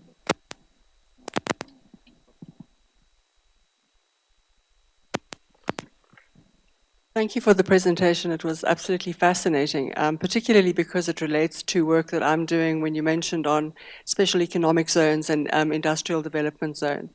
So my question is related very specifically to that, particularly in relation to your long interest in labor employment creation, because in the experience of South Africa, where the zones have become very popular, they were called IDZs and they are now called SEZs, and the legislation has changed and the incentives have changed. We're discovering that while they are attracting significant amounts of FDI, especially recently, they're not performing very well in terms of creating a vast pool of local jobs. In fact, most of the skills are being brought in from elsewhere, and that is one of the key problems with the zones, is the oversight and accountability aspect. I know you did touch on that, but it seems that that is quite a flaw in the zones. And then relatedly also with that comes the kind of no such thing as a free lunch part of the investment, that usually there is quite a large dimension also of loans in terms of linking the zones with large-scale infrastructure. And I know that certainly has been the case in Ethiopia as well. And those loans obviously have to be paid back. So Ethiopia, from what I understand, is also quite deeply in debt. So how would that also feature into understanding it as a success story? Okay, I'll start from the very, very good questions. I think in terms of patterns across countries, I mean, you do have very different experiences. I think it's important to distinguish 2 things. One is the global context. Okay, so in order to understand the patterns, when you look, I mean, when we look back at South Korea, Taiwan, and now the prospects, obviously global capitalism today is not the same as 1960s and 70s. So you can't, I mean, I always say that history repeats itself, but not always the way people expect. Okay, so that global context, and I mentioned one element of it before, which is financialization, means that there are probably tighter constraints on finance for manufacturing now than they used to be in the past, especially in terms of the policy space for funding productive sectors, especially manufacturing, is more restricted now than it used to be in the past. And this is partly because, the very, very big transnational corporations, a lot of their investment is going into the financial markets. It's not going to their own core activities. And that has global implications in terms of how global production networks work, et cetera, or the issue, for example, that some of our biggest transnational corporations, but also not the so big corporations, are now much more driven by shareholder value than by profits. So that means that, of course, there's a correlation between the two, but it's not far from perfect. So that means that whatever happens now in terms of patterns does not necessarily replicate some of these experiences. The other factor is the policy space that is available in different contexts. And I mentioned before, in the case of African countries, one major constraint for many of them is the dependence on aid agencies for the development. That is not the case for Mexico, Brazil, etc. And there's one particular issue, which is, a colleague of mine works on this, and he always insists on this element, which is the national development banks. So when you look at the Brazilian experience, if there's one thing that, strikes, is the role of BNDES as a key engine, as a key factor in understanding, why and how Brazil industrialized, regardless of the criticisms of all the aspects of the process. But that element is unavailable to many countries in the world, in Latin America, but also many in Africa. So they are dependent on these sources of finance, and this is going to constrain their prospects for industrialization. And finally, in terms of patterns, a lot will be dictated by how technological development affects different sectors. Okay, so some sectors emerge that create new opportunities, and going back to your question on the new sectors and services, indeed there are opportunities in these new sectors because of technological development, but there's also the role of artificial intelligence and automation in affecting other sectors. So I know that a lot of people are very obsessed with the impact of automation, for example, in light manufacturing. And the evidence so far suggests that actually the impact is likely to be much lower than most people assume. If the sectors are more likely to be affected by automation or by artificial intelligence of different kinds, especially given the current developments, are services, especially lower productivity services. And we see it already. I mean, you go to your petrol stations or your supermarkets, etc. A lot of those jobs are going to disappear at a much faster rate than manufacturing jobs, and that is a big problem because it is these service sectors are creating jobs for those who are in the lower ranks of the labor force. So for me, that is one of the main threats. But I think there is certainly, I mean, it's not gloom and doom in the sense that these other sectors can reappear, and I think there's a very strong argument for these approaches towards green jobs. In fact, green technologies are likely to create space for new activities and jobs that do not look like the jobs that we see today, and that would generate, many, many more opportunities. And this is what we learned from the history of technological development, that some things die and disappear, and some other things are created, that, this process of creative destruction that Schumpeter talked about. So how to evaluate the interventions? Certainly not with the GDP growth. Because if it was with GDP growth, then you would say that the most successful African country is Guinea Equatorial, which is probably the most dysfunctional, one of the most dysfunctional economies in the whole of Africa. So, no, of course, so again, going back to the Ethiopian example, policy evaluation is as good as policy design and implementation. So if you have a good policy design in the sense that I mentioned before, that is realistic, coherent, is not a bloody shopping list of things, then you are more likely to be able to evaluate that properly. So the Ethiopian government has two major obsessions at the moment. One is job creation, because they do have, thousands and thousands, hundreds of thousands of new labor market entrants every year. So they have this policy imperative, which is also political, and export revenue, balance of payment constraints. If there's one thing that can kill the whole process, is not having foreign exchange, and this is one of the issues that So because of those imperatives, the Ethiopian government is quite clear about its priorities. That's why they're developing this strategy. So for them, it's easy to evaluate. If they don't succeed in generating this foreign exchange on a sustained basis, if they don't succeed in generating hundreds of thousands of jobs, they failed. So it's not an easy task. Okay. Of course, then you can get into the details, nuances, and blah blah blah. But we could go on forever. Isaline, your question is very important. If there's one thing that is likely to undermine or even completely make this early experience of Ethiopian industrialization history, is political developments. That is the biggest threat for the current process of industrialization. And this is because of the legacy of the EDPR regime political settlement after the end of the war in 1991. For all sorts of reasons, good or bad, they decided to establish a system of ethnic federalism, which is a ticking bomb. And of course, we now see why it was a ticking bomb in the past, and now we see the consequences. So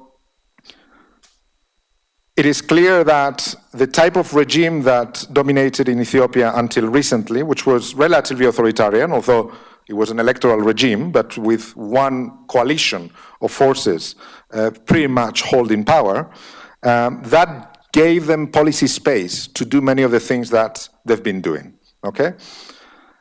Bear in mind one thing, many people say, aid dependency is terrible, blah, blah, blah, African governments will never develop. Again, it's nonsense.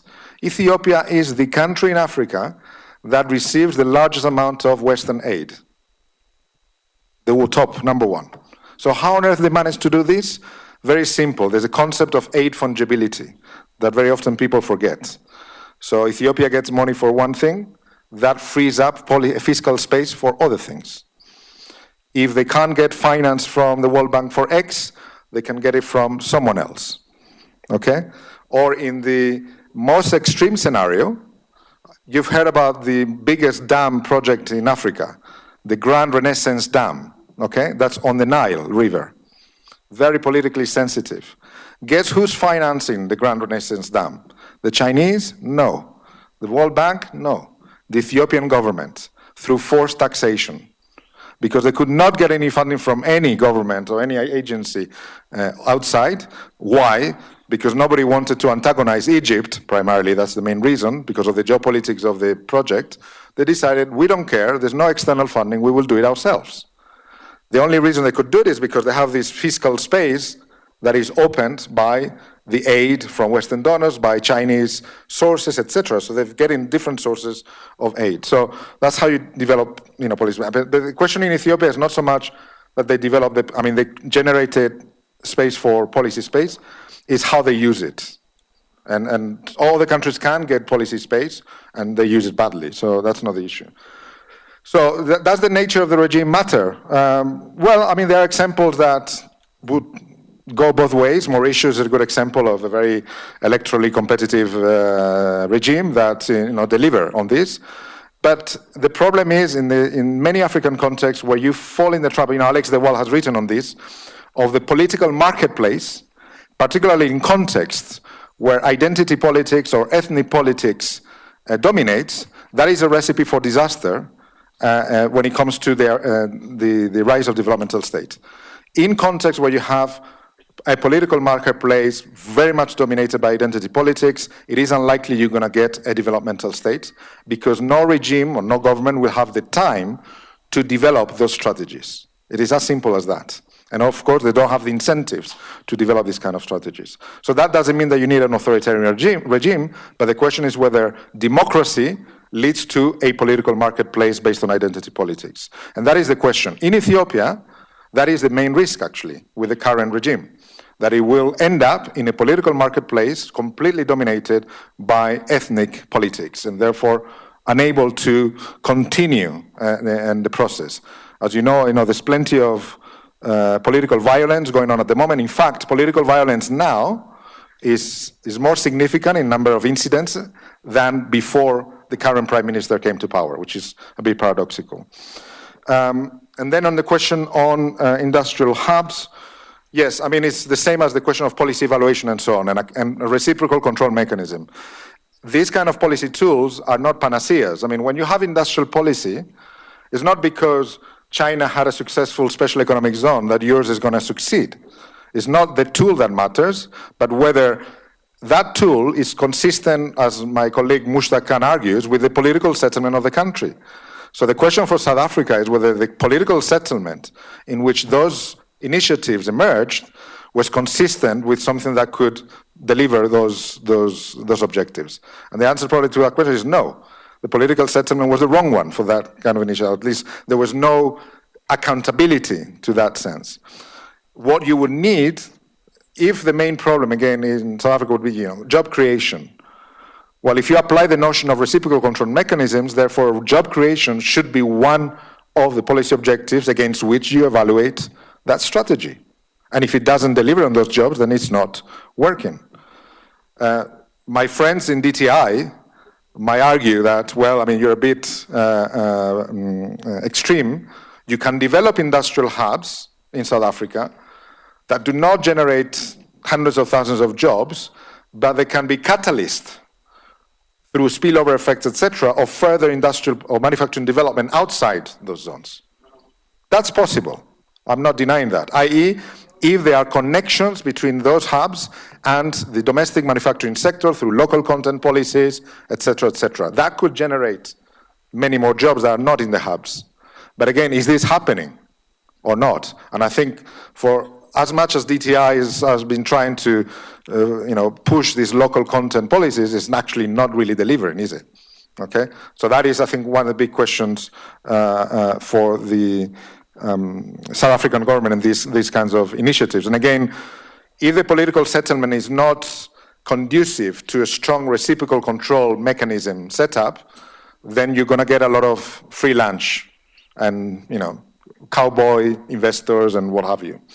And the final question on debt, I understand that this is an issue. I think it has been exaggerated, by the way. So debt sustainability analysis suggests that countries that are in a situation of debt distress currently in Africa are not necessarily in debt distress because of Chinese finance, number one. Certainly they're not in debt distress because of infrastructure, economic infrastructure development. So these are quite specific cases. The other thing is debt sustainability can be seen in different ways. The Chinese have a very different understanding of debt sustainability and therefore have a very different understanding of financing for development. So the Chinese logic is always been build ahead of time, right? Which means that build when you don't think the needs are there. Whereas the World Bank model of finance is you have to, the feasibility assessments, have to demonstrate that that project will be used straight away, that there is a demand already in place for that road, right? And that is one of the reasons why there hasn't been much investment or finance for this infrastructural development. So a lot of these Chinese loans do not work in the same way as World Bank loans or loans from Goldman Sachs or Standard Chartered Bank. Okay, they work differently, they're negotiable, they're much more flexible than many people think. So this is also part of this whole debate about, oh, here we go again, African countries are falling in debt, etc. It's slightly unfair because it doesn't really look into how this debt is being used and the actual characteristics of this debt. And one thing is clear, is that there is no example in history that has not used debt in large amounts, actually in relative terms much larger than what you see in most African countries, for the development of infrastructure. It just doesn't happen. So the notion that debt is bad, this is a bit like, when Cameron in the United Kingdom tried to use the analogy of a household to analyze the UK economy, saying, oh, if your household is in debt, then it's absolute nonsense. It doesn't work that way. Debt is good. It can be good. It's not necessarily bad. You need it. It doesn't happen, it doesn't happen from markets or, you need it. Okay. Okay, so we thank you. We thank you for the presentation, Carlos, and we want to thanks also to the University Program of Studies on Asia and Africa, and Alicia Giron, who's in charge for this really nice program. Thank you. Thank you.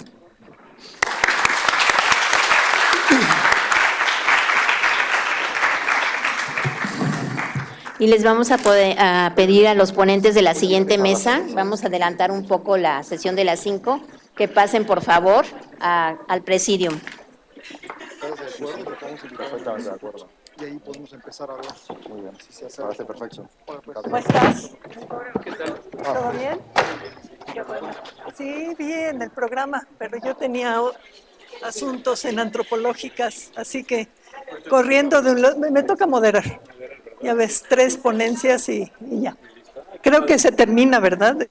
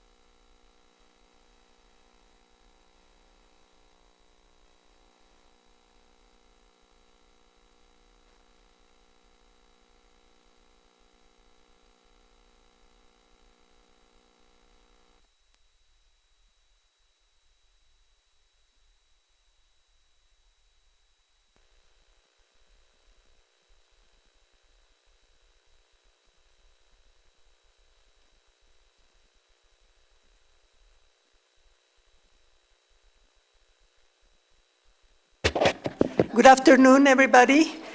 We're going to begin this part of the colloquium devoted to anthropological approaches to Africa and the world. The first presentation will be held by Dr. Sidna Quiroz, from Durham University. She is assistant professor in the study of religion at the Department of Theology and Religion at Durham University in the UK. She holds a PhD in social anthropology by the London School of Economics, Masters in Anthropology and Development, and BA in Ethnohistory in Mexico. She specializes in the anthropology of religion, and her research interests include the study of Christianity, particularly Pentecostalism, gender, kinship, and personhood. She has experience in doing fieldwork in Benin Republic and in Mexico. Her research in Benin explores the ways in which Pentecostalism contributes to shaping new subjectivities and regimes of intimacy within the family and kinship relations. Her presentation has the title, The Pentecostalization of Social Life and the Public Sphere in Contemporary Africa. Please. Thank you very much, and I just want to say thank you to the PUA to the program for the invitation. I will present, as Dr. Manzanilla has suggested, some aspects of my research. I will read some of it and then I'll explain something. The end of the 20th century brought significant changes to Africa. Processes of economic liberalization and democratization rapidly integrated the continent into the global economy.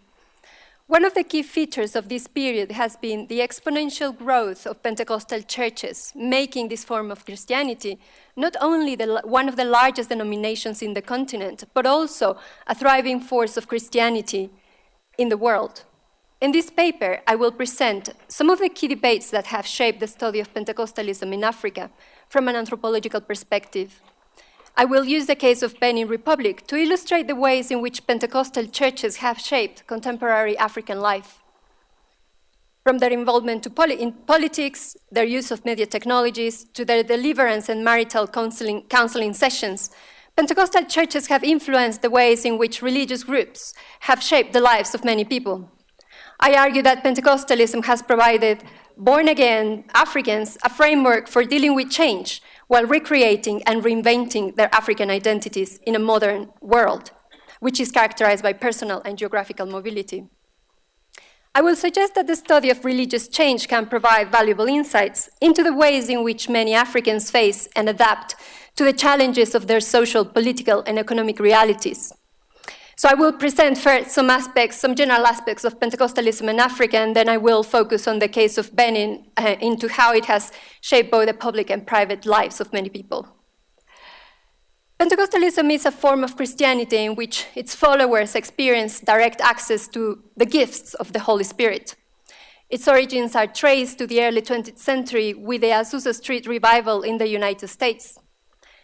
They proclaim that the Holy Spirit manifests today in the same way that it did in the day of the Pentecost, through ecstatic experiences such as speaking in tongues, healing, prophesying, as it is narrated in the book of Acts. Its doctrine is fourfold or foursquare. It proclaims that Jesus offers salvation, heals, baptizes with the Holy Spirit, and that he will come for a second time. And as with other Christian evangelical denominations, it places a very strong emphasis on conversion, which means that nobody is born Pentecostal. A person decides to voluntarily accept Jesus in their lives, and then after that moment, they are born again. They step to the born again. And also, anyone can preach and evangelize as long as they are filled by the Holy Spirit. So the term African Pentecostalism encompasses a variety of churches of different theological positions and organizations. And the three main categories that are included within this umbrella term is, some people include within them the spirit-filled African independent churches, which originated in reaction against the missionary mission churches. The second category, the one that I mainly focus on, are the so-called historical or classical churches of American origin, such as the Assemblies of God, the Foursquare Church. And these churches tend to place an emphasis on moral reform and biblical teachings. And third, we have the neo-Pentecostal churches, which are of more recent origin, which have been influenced by the prosperity gospel, which proclaims that access to wealth and health are manifestations of divine blessings. So we see that today there are these mega churches of transnational character, and are mainly these neo-Pentecostal churches. Anthropological studies on Pentecostalism have largely focused on how this form of Christianity has contributed to introducing cultural changes, social formations, and values associated with modernity and globalization. Early studies in Africa explain the growth of these churches as a consequence to the retreat of the state caused by structural adjustment programs since end of the 80s and 90s, since the whole 90s. They saw these churches as filling the gaps that the state had left in the provision of social services. The neo-Pentecostal churches have become very popular among rising urban middle classes, precisely because this emphasis on personal enrichment and puritanical ethics. And their popularity has been seen as shaping entrepreneurial and individualistic subjectivities. And in politics, in many places in Africa, Pentecostals have become very present in the public sphere and have contributed to moralizing political life. And their present challenges the secularization thesis. So one of the key frameworks in the study of Pentecostalism throughout these years has been what Birgit Meyer looks at, the Pentecostal command of make a complete break with the past. And this command, the way in which each manifests itself in the local context is, at a personal level, the past is associated with a person's sinful life, and at a social level is associated with tradition, which includes national and ethnic festivals, religious beliefs, family rituals, and the recognition of the ancestors. But Pentecostalism is said to offer converts a discourse and rituals that address the gap between modern aspirations and people's actual circumstances. So this focus on modernity has been very productive, but a more recent wave has started to challenge certain kind of bias or certain associations with Protestant Christianity, modernity, and individualism. And we have started to explore precisely how Pentecostalism shapes particular subjectivities in Africa that, although they are modern, they're not necessarily individualistic. And also looking at how it fosters new forms of sociality that enable personal and geographical mobility. So I will talk a little bit more about my research in Benin right now. So I'll see in the map. As you see, Benin, no, there is a map. I think I did it wrong. So Benin Republic is precisely the country in green, which is located between Nigeria and Togo. It's a former French colony of Dahomey. In contrast to neighboring Anglophone countries in West Africa, Pentecostals are a relative minority here, but yet they have had a very important influence in society and politics in general. In Benin, people claim there is a peaceful coexistence of diverse religious tradition, Christian, Muslim, and African. The main African religions is Voodoo and Orisha, from the Fombe and the Yoruba. The majority of Christians concentrate in the south, around the major cities of Porto Novo and Cotonou. And Muslims tend to live in the north and also in the southeastern regions. And although many people say that they are Christian or Muslim, the majority of people practice alongside African rituals, except for Pentecostals, who actually make a very clear statement that they are turning away from these rituals or these practices. The largest church is the Assemblies of God, and is followed by the First World Church, and followed by other churches of Nigerian origin, of the neo-Pentecostal churches. And the majority of the churches are very small churches founded by independent pastors with small congregations. The first Pentecostal missions arrived in the aftermath of the Second World War. And with the independence in 1960, they settled permanently in the country. But Benin went through a period of Marxist-Leninist regime between 1972 and 1980, where Matthew Kerekou established this regime. But yet in 1989, the regime came to an end when Benin opened up to a democratic transition.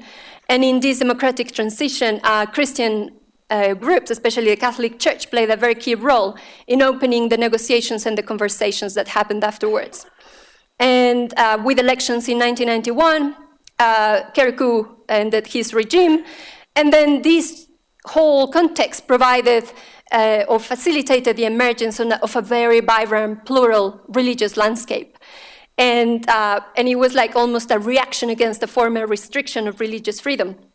So, which means that between the 1996 and 2016, Pentecostalism played a very key role in the public political discourse.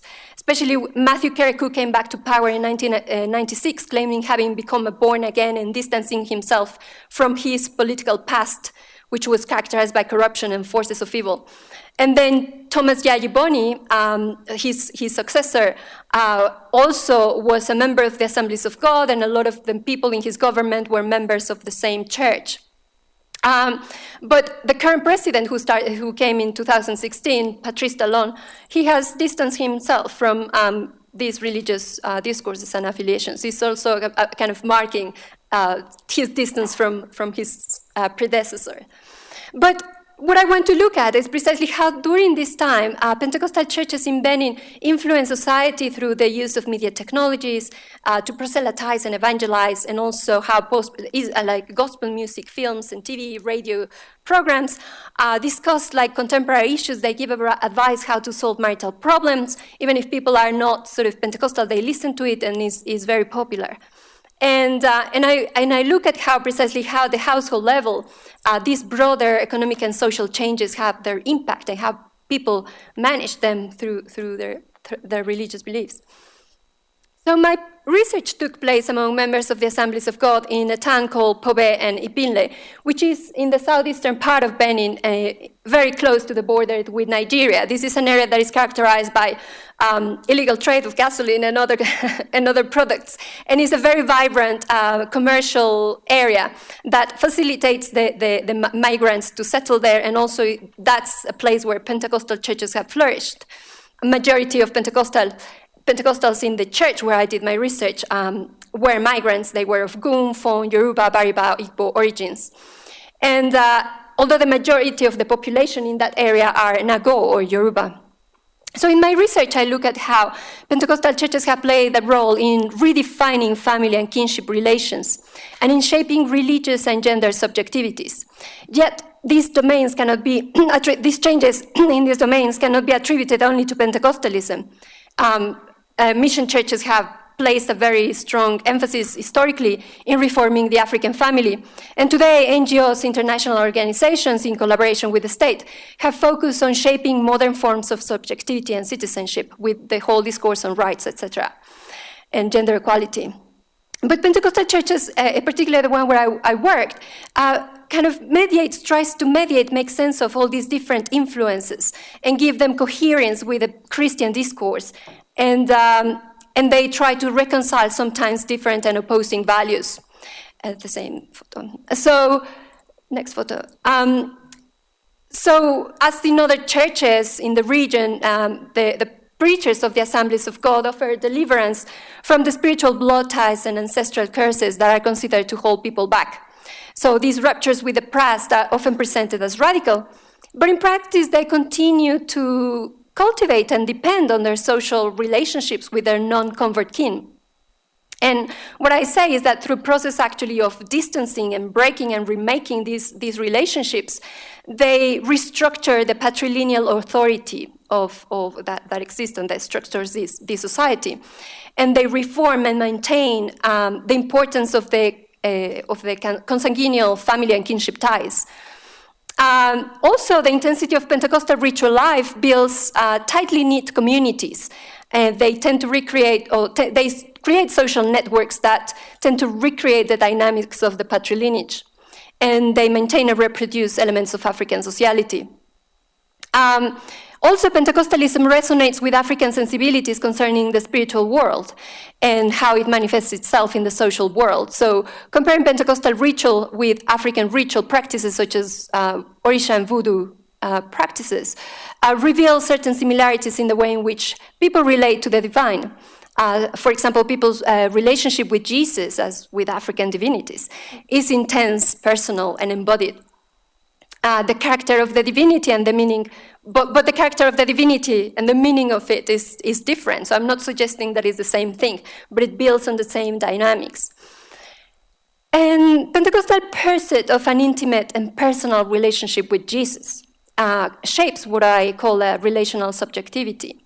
So as Pentecostals, one of the requirements is that they need to prioritize this relationship with Jesus and make it a priority. But the interesting thing is that this is only made possible through other people and is cultivated in relation to others. So this also influences how born-agains establish relationships of intimacy, especially within the marital bond. The next one. So Pentecostal churches place strong emphasis on maintaining monogamous unions that have Jesus at the center. They condemn practices of polygamy and provide specific guidelines and teachings on how to handle conflict, have sex, and on gender roles. They prescribe marital unions based on love with balanced relationship between both partners. But these ideas of love and balance are also different from global trends of romantic love and ideas of gender equality that are perceived as westernizing and disrupting social relations. With the teachings and structures of authority, Pentecostal churches in Benin seem to be playing a role as moral mediators. So I just want to close by saying that in a rapidly changing world that increasingly demands personal mobility, Pentecostal churches provide their members with a strict and very specific set of moral guidelines that allow them to navigate different worlds. These moral guidelines are, to some extent, realigned to the demands of a modern world and in others to tradition. This feature is important because it allows converts to maintain an African identity despite the demands of geographical mobility and the sense of uprootedness that comes from it. So the popularity of Pentecostalism and the explosion of these churches, with their influence in society and politics, can be seen as one episode in the longer history of religious and social change in the continent. So we should not underestimate, however, its contemporary impact. Pentecostal techniques of proselytism have often been adopted by other religious groups, especially Muslim. So, for example, in neighboring Nigeria, movements of Islamic reform have adopted similar rhetoric about spiritual empowerment, change, and personal renewal. There is a Nasfat, which they are often called like Pentecostal Muslims. Finally, while in post-colonial context, transnational Pentecostal churches offer converts the possibility to build connections to the wider world through a common set of ritual practices and beliefs, and to see themselves as equals in their faith and not as subalterns. Thank you. Thank you. We will go on with the other two presentations, and after these other two, we will open for questions and commentaries. So the next lecture will be on Wesley Marshall is a professor in the Department of Economics at the Universidad Autónoma Metropolitana Iztapalapa, where he is responsible for the Center for North American Financial and Economic Studies. He earned his doctorate degree in Latin American Studies at UNAM, at our university, where he also realized postdoctorate studies at the Faculty of Economics. Wesley is an associate editor at the International Journal of Political Economy and is on the editorial board of Ola Financiera and the Review of Political Economy. He is a member of the National System of Researchers and the Mexican Association of Political Economy. He has articles and chapters published in several countries, and he is author of México Desbancado, Causas y Consecuencias de la Pérdida de la Banca Nacional. His presentation is entitled Regional Cooperation or Universal Capitalism, a Polanyian view of the rising African continent. Wesley. Thank you very much to everyone for coming. Many thanks for the organizers for the invitation to present here. Unfortunately, I am a recent convert to Karl Polanyi and also to his daughter, Carrie Polanyi. If anyone wants to read some of their books, Carrie Polanyi came out in 2003 with From the Great Transformation to the Great Financialization. También disponible en español en holafinanciera.com, en la sección de libros, gratuito en español para todos. And Carl Polanyi is best known as being an anthropologist. I don't know how well he's received in that field. Not very well received in economics. But I do think his thinking and his daughter's thinking, and it is interesting, his daughter I think is 97 years old, but you rarely get two thinkers from the same family and from the same line of thought who really do they help each other out.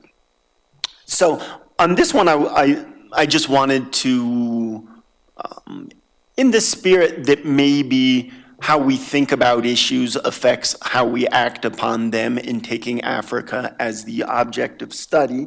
And certainly I think the Carl Polanyi article that I'm basing this on is in the title, and it is Universal Capitalism or Regional Planning. What Carl Polanyi means by universal capitalism is what's today called, it's been called today financialization, financialized globalization, led by the neoliberal project. And this would be the restoration of high finance to global governance. And this is how Polanyi understands it, and I think this is the correct interpretation of recent history. So he wrote this in 1945 and said it was an impossible utopia to have Wall Street turn all world economies into market economies again. But it happened, and we're still here, barely. And the other alternative to that, which he says will ruin the world, and I think we're seeing how it will ruin the world, ecological collapse, threat of nuclear war, widespread poverty and overpopulation, and I think we could probably say, with the projected population growth of Africa, if Africa does follow along the path of universal capitalism, I think we're probably all done for to begin with. But in 50 more years, incorporating so many more millions of people into this, I think the Polanyi analysis would be that we're all toast. But the way this is often presented is, I think, a very characteristic of neoliberal thought control, where they will give us two alternatives and present us a false dichotomy. It has to be one or the other, and both of them are false to begin with. And I like Polanyi so much because I think he can cut through these false dichotomies. So one of the first ones that we have is basically compete or not compete in the international arena. Free trade versus protectionism. Now, as we're always all told, protectionism has to be bad, and we're all told free trade is free. Free trade is obviously not free trade, it's managed trade. If it were free trades, we wouldn't need a 5,000-page long NAFTA document. Just 3 sentences, everything can come and go. That's free trade. When we have a Section 2 Clausula 8 for shoes, that's managed trade. And that's what we have. It's managed trade. Banks are managing it through their productive arms, which are the transnational corporations. And protectionism, and I want to get back on that because Carl Polanyi is very emphatic in, so we have Karl Marx saying the class struggle creates the historical change, whereas for Carl Polanyi it's the double movement, which is the market, the free market, the relatively free market is always destructive, and all people will always look to defend ourselves and protect ourselves from the market. Class is important because we will all do it from our different places in class. But even at the highest classes, why do we have central banks? Because the banks ruin their own markets and need a central bank to protect them. So it's all just, we're all protecting ourselves from the market. And so I'll get back to that on the protectionism. The other thing is this whole free nonsense free market nonsense. And the way it's the most stupidly presented to us on television, as the stupidest of the mass media, who knows? I think that social media are giving it a good competition these days. But it's basically, they put us to the extremes of the free market versus communism. In the modern world, we've never had communism, and we've never had a free market. The only thing we've had is a mixed economy where the state more represents general interest, or where it more represents private interest, and most often the private interest of the bank. So in the international realm, we either have compete or not, but we never have cooperation, which is the Polanyi's route forward in the title of this article. And we also never have the possibility of this third route, which would be the protectionist, the populist route, where the states represent popular general interests, which we all have. Now, I want to do this sort of in two parts. That's pretty much the first part. But I think there are some interesting comparisons with Latin America, and maybe some interesting lessons of how to achieve this. So China right now, Africa right now, we do get this narrative that it's between the Chinese project and the U.S. project. U.S. project obviously has its problems. We certainly do see a lot of fake news regarding the Chinese one. As we all know, in Latin America, one of the great tricks of neoliberalism is blaming the victim whenever there's a crisis made by the banks. Oh, well, it's because Mexicans are lazy. Go to Greece. Oh, banks ruin their economy. Oh, no, it's the Greek people who are lazy. So we always have that, the blame the victim. The worst part is when people actually believe it and blame themselves, which is the case of austerity throughout the world, not just here. But we also have a phenomenon of projecting neoliberal sins. So we have all these news items about how Huawei is spying on us all, and about how China's tending all of these debt traps for African countries. We certainly, in Latin America, have a ton of examples of the NSA spying on all us with Odebrecht. Curiously, in all Latin American governments, we have NSA and Odebrecht causing or not greater political scandals, and we also do have the case of all countries having had debt traps imposed on them. So, at the present point, it wouldn't look like China is the same threat that the U.S. is, but again, this is another false dichotomy, and it leaves out the part of independent national growth.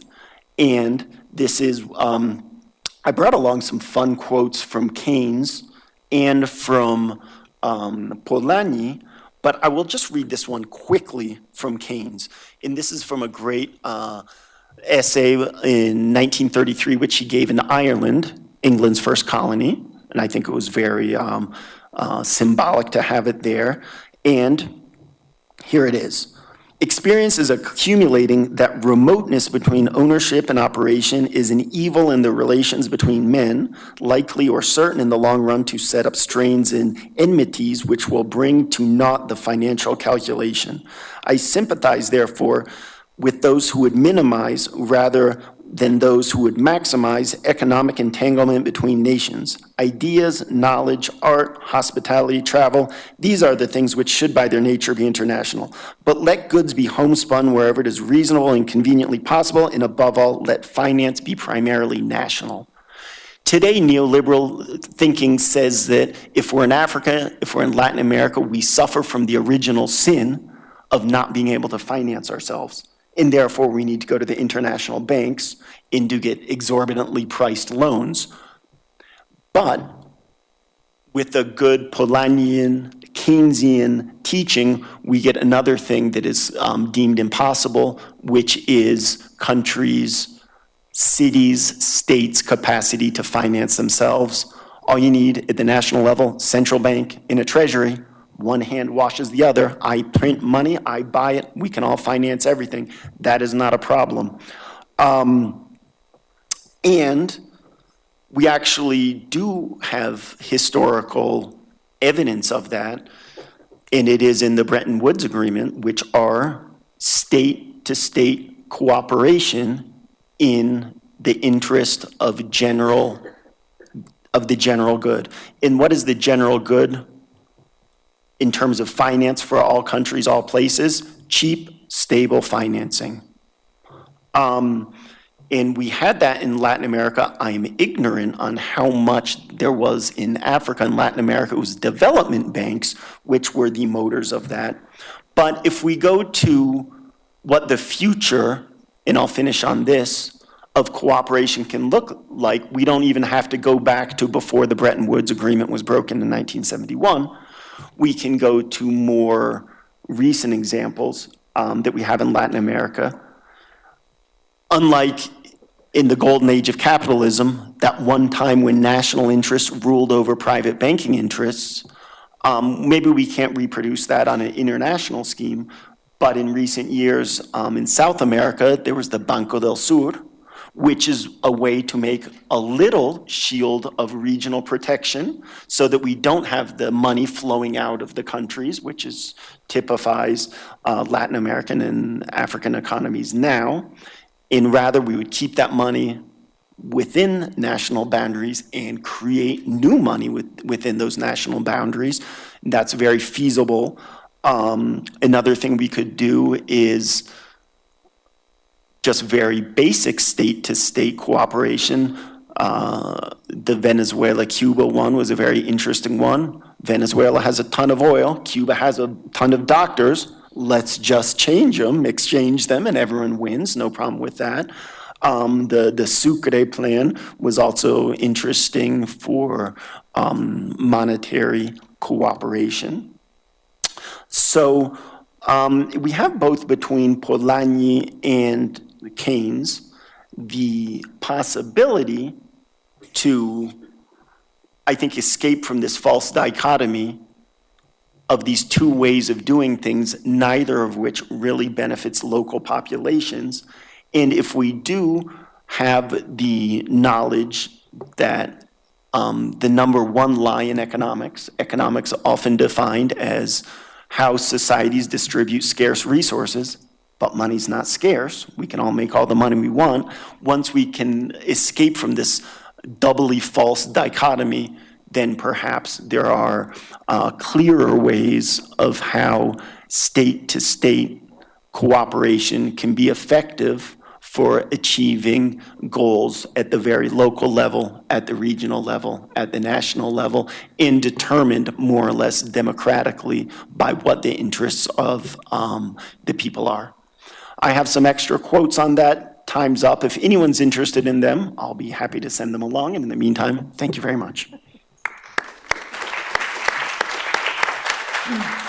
The last presentation in this section will be by Adriana Franco.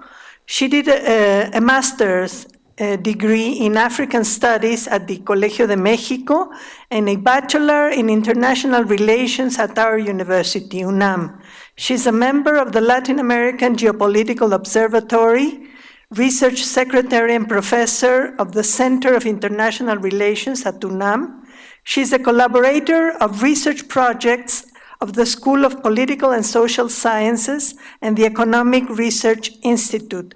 Her presentation is entitled Regional Cooperation, Tuareg Space and its Production During the 21st Century.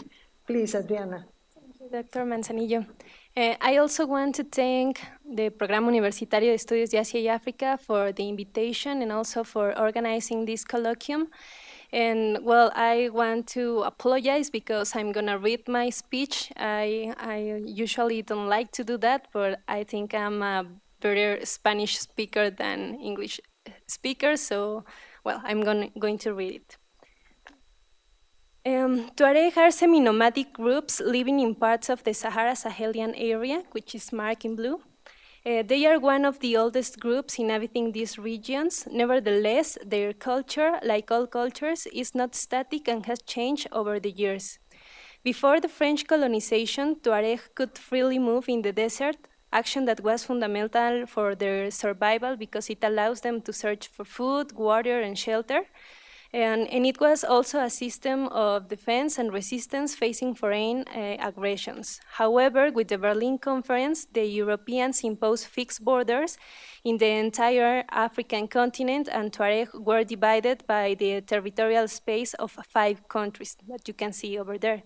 Therefore, they are nowadays dwelling the central Sahara mountain ranges of the Ager in Libya, the Ogar in Algeria, the Adag in Mali, the Air in Niger, and the interior bend of the Niger River in Mali, Niger, and Burkina Faso.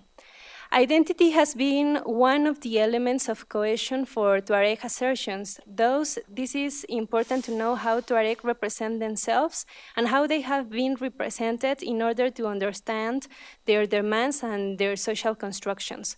Identities are constructed through a process of recognition at 3 levels, with the self, with the community, and with the otherness.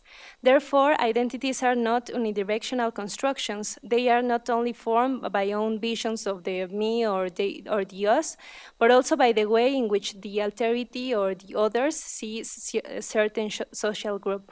Identities are indeed internalized by a community or an individual and are often linked with power and political games. Identity is a feasible project of historical construction and not just the confirmation of what has been. It is tension toward the future and something more than a frozen past, and this is a quote from Cerruti. Identities are built by different factors. One of them is the origin of the group or the person. Studies have determined that Tuareg have a North African or a Middle Eastern origin. However, a more relevant element for the construction of their identities is the language. In fact, according to Lecoq, the origin is not the essential factor for the constitution of Tuareg identities. Actually, for Tuareg, the language is the most important element of their temust or identity. Temust is their word to say identities, which can be reflected in the way they call themselves. Keltamachek. Keltamachek is this way in which they call themselves, which means the ones who speak Tamachek. Another important component to conceive and constitute the identity is the manner in which the others see the us or the me. As previously said, Tuareg are one of the oldest groups inhabiting the Sahara Desert, and even though they call themselves Keltamacheks, Arab and subsequently Europeans have called them Tuareg. Despite the fact that religion of Tuareg is Islam, Tuareg is an Arabic word which means abandoned by God. This connotation can be explained not only because they adopted Sufism, but also because they mix their own beliefs and practices with this religion, with Islam, constituting a new system of beliefs which is rejected by the Orthodox Islam.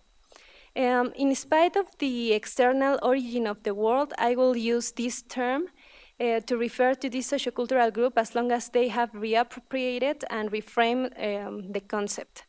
When analyzing societies that we consider opposed to ours, it is common to ignore, dismiss, or idealize the other. When Europeans interacted with different cosmogonies after the establishment of the capitalist system, they did not try to understand the other. Therefore, Europeans consider their cosmogony as the superior and ideal one, arguing that the one of the others were in a state of barbarism. Hence, they justify the colonization, mentioning that they were going to civilize those primitive people. However, although they claimed to help and assist the other, what they did was to establish a social classification that rejected any alternative lifestyle. Therefore, they represented the other, and in this case, the Africans and Tuareg societies, as evil, cruel, and uncivilized beings. Nevertheless, the representations of the Orient tend to have more to do with the West than with the real Orient, and this is a quote from Lunacek. Following this line, Tuareg were misrepresented and misunderstood to benefit the Europeans' interest and their political projects. When people think of Tuareg, the image that comes to their minds is one of a man with a blue veil covering all his body, except for his eyes, riding his camel or standing on a dune. Indeed, they have been called blue people because the indigo-dyed clothing colors their skin. And even though this can be the image of a specific Targi is the singular of Tuareg, Tuareg aren't just that, and they do not only dress in blue. Actually, they cover their bodies depending on their age class and as a symbol of honor. Nevertheless, this shows that they have been idealized and that their identities have been homologated and immobilized, fostering a misunderstanding of their lives and practices. Likewise, they have been conceived as people opposed to modernization and development because they don't fix with Western reality or with Western categories. The representation of the otherness will be more problematic when their ways of lives are conceived as opposed by who describe them. Living in the desert and nomadism were two practices completely opposed to Western conceptions. However, both are fundamental for Tuareg identities.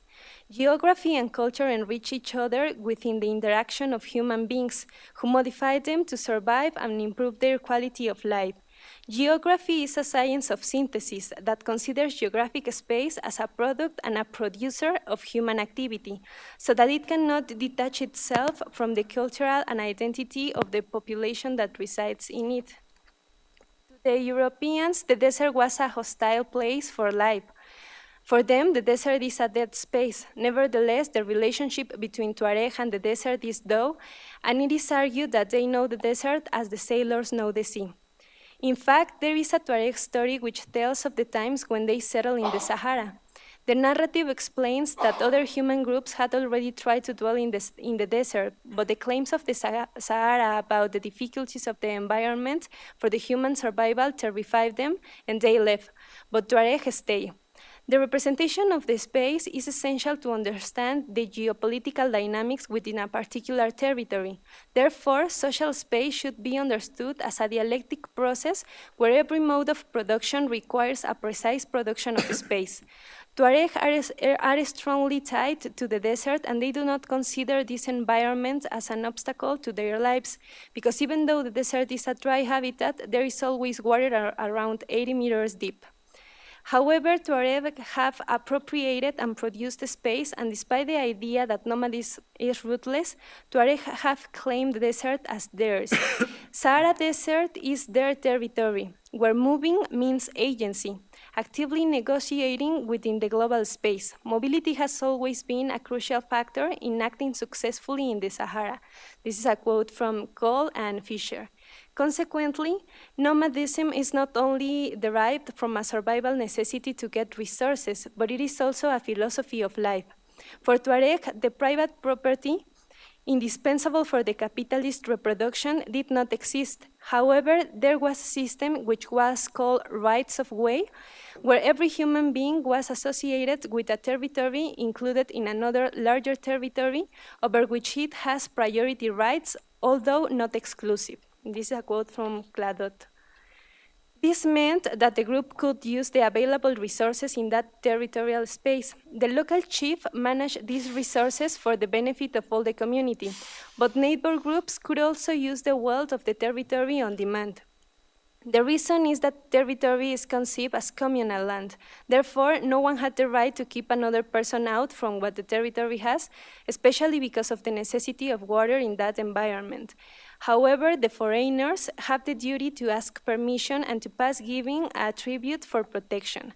These actions were seen as a matter of respect and recognition between different communities and not as a hierarchical system of domination.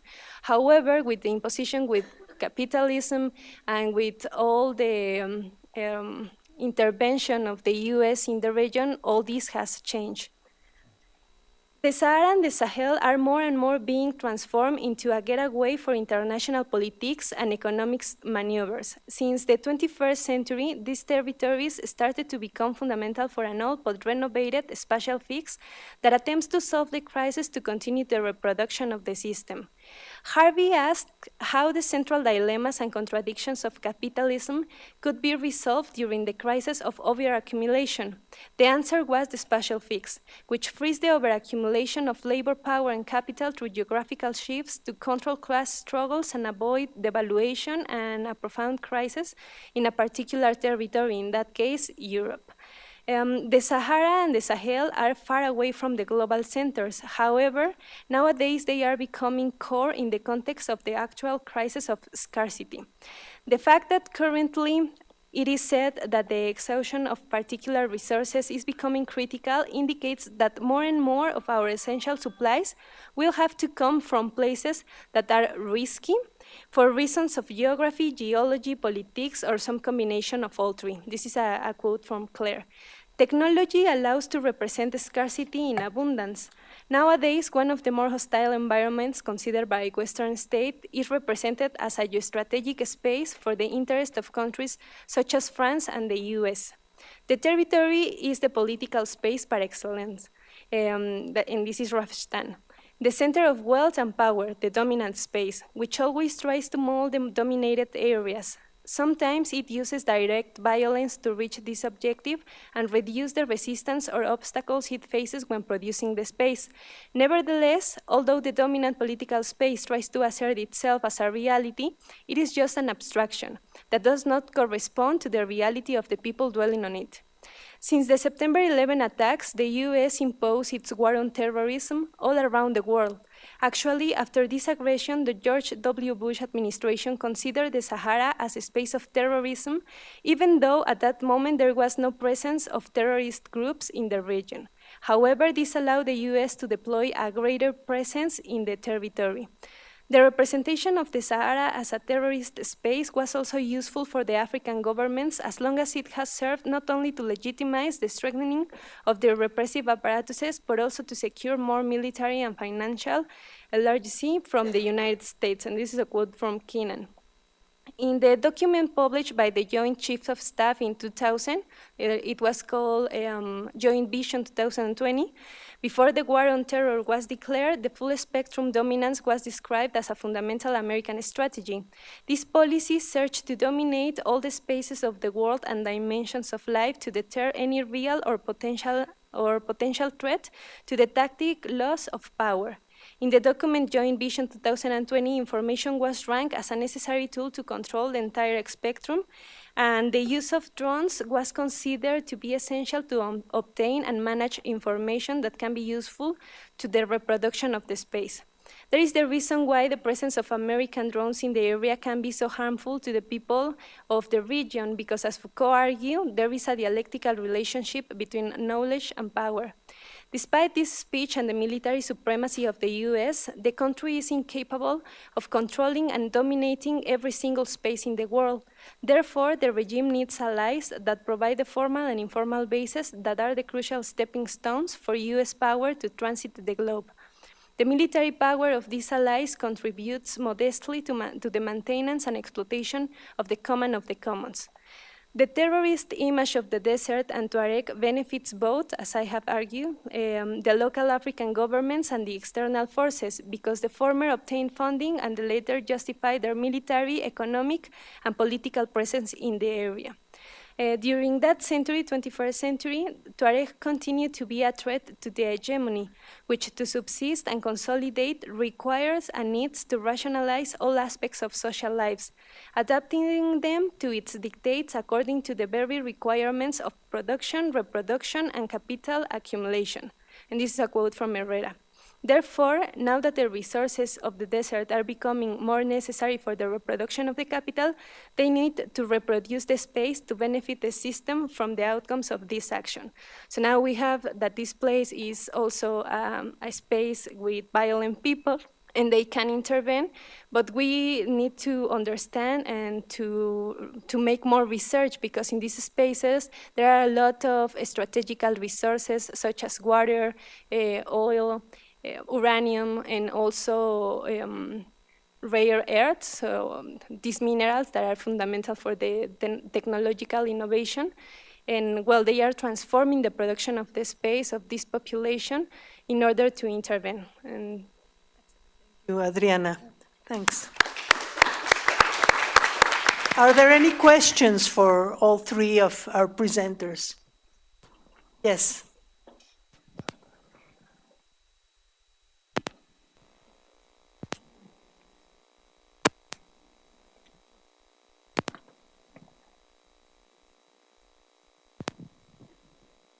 Thank you all for your presentation, and this question is for Professor Curios. Well, I want to know if there is a relationship between the religion, the Islamic and Pentecostal's religion, or do you found any connection or any similarities between both religions?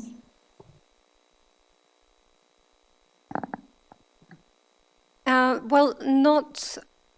I mean, what I mentioned in the end is the ways in which Pentecostalism has influenced the way in which people practice religion. Actually, Pentecostalism is quite distinct from Islam.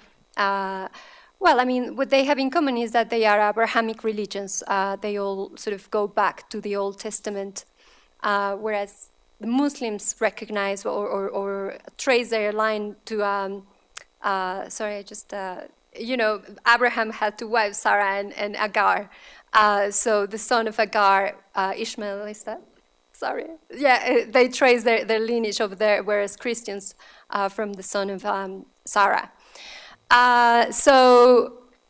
But yeah, they're very different. What happens in a plural religious context like Benin is that people very easily tend to navigate from one religious group to the other without having any problem. And I think what the scholars have said is precisely, or attributed to the Yoruba way of conceptualizing the spiritual world and relationship to it. So the Yoruba tend to be very accommodating to different religious traditions, to believe in different spiritual powers. So that enables the accommodation of this diverse religious context, without causing any conflict. Yeah. Wesley has a question for Sitna. A quick question for Sitna. You mentioned that the Catholic Church had a role in the opening up of the political arena. Yeah.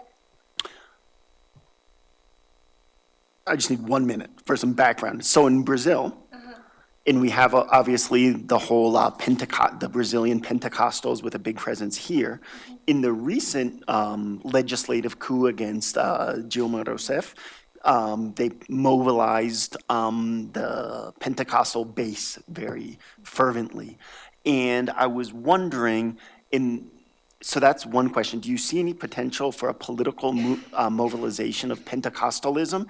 And perhaps on a related theme, I think we've all seen these 3 a.m, flipping through TV, Pare de Sufrir, very materialistic, which I think helps in these golpista tendencies. So it's sort of a two-part question. Do you see the materialist element there, and do you see any potential for a political mobilization of them?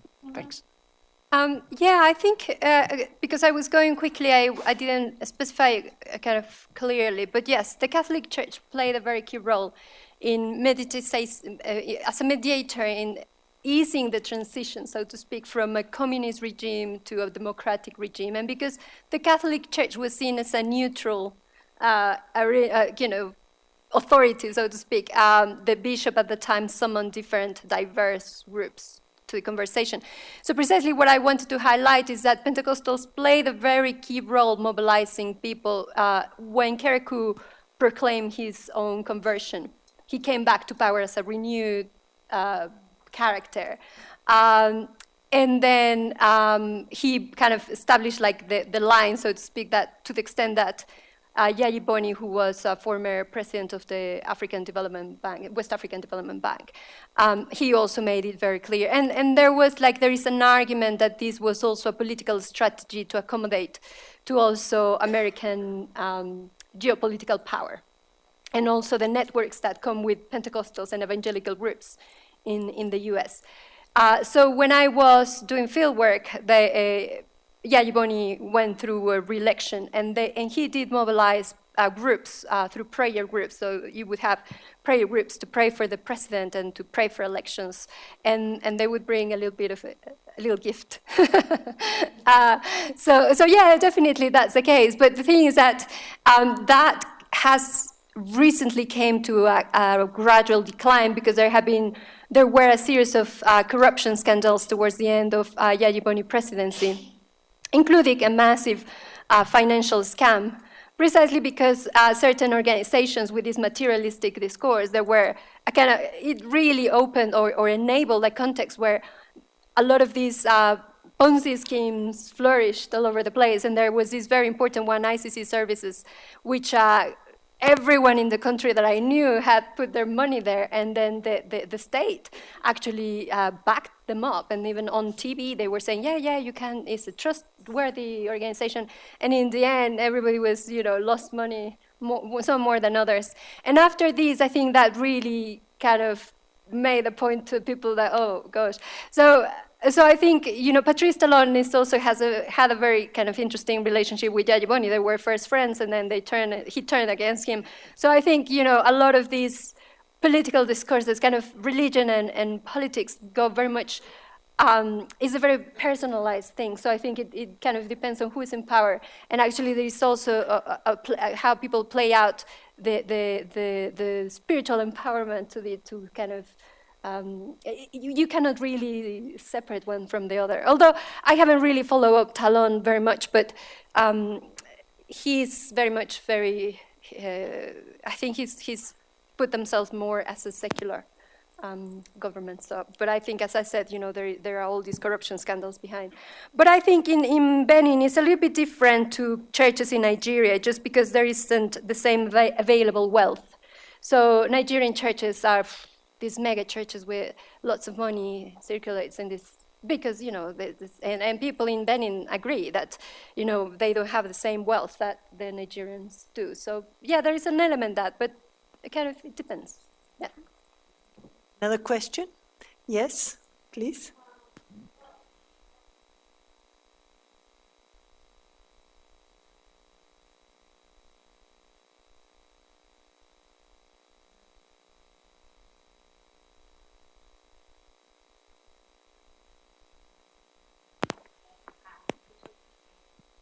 Yes.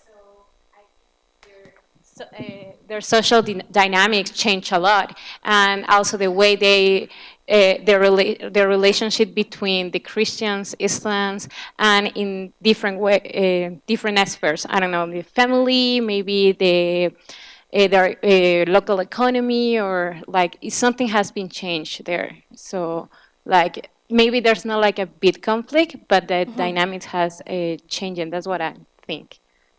So I don't. Let me see if I understood your question. So you're asking whether there has been a change of. Well, I understand you're mentioning how there are different religions, and you're asking whether there is a conflict.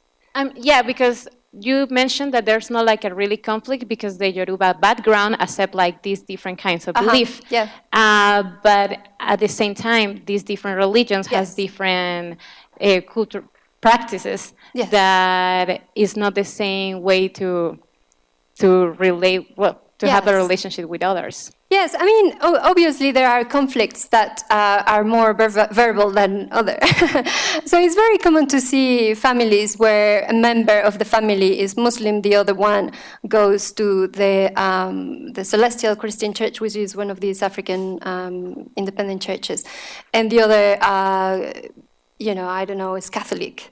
Pentecostals tend to be a little bit more rigid in allowing certain flexibility. I mean, I mean, Catholics say you cannot practice African rituals, and then they just turn a blind eye when someone does.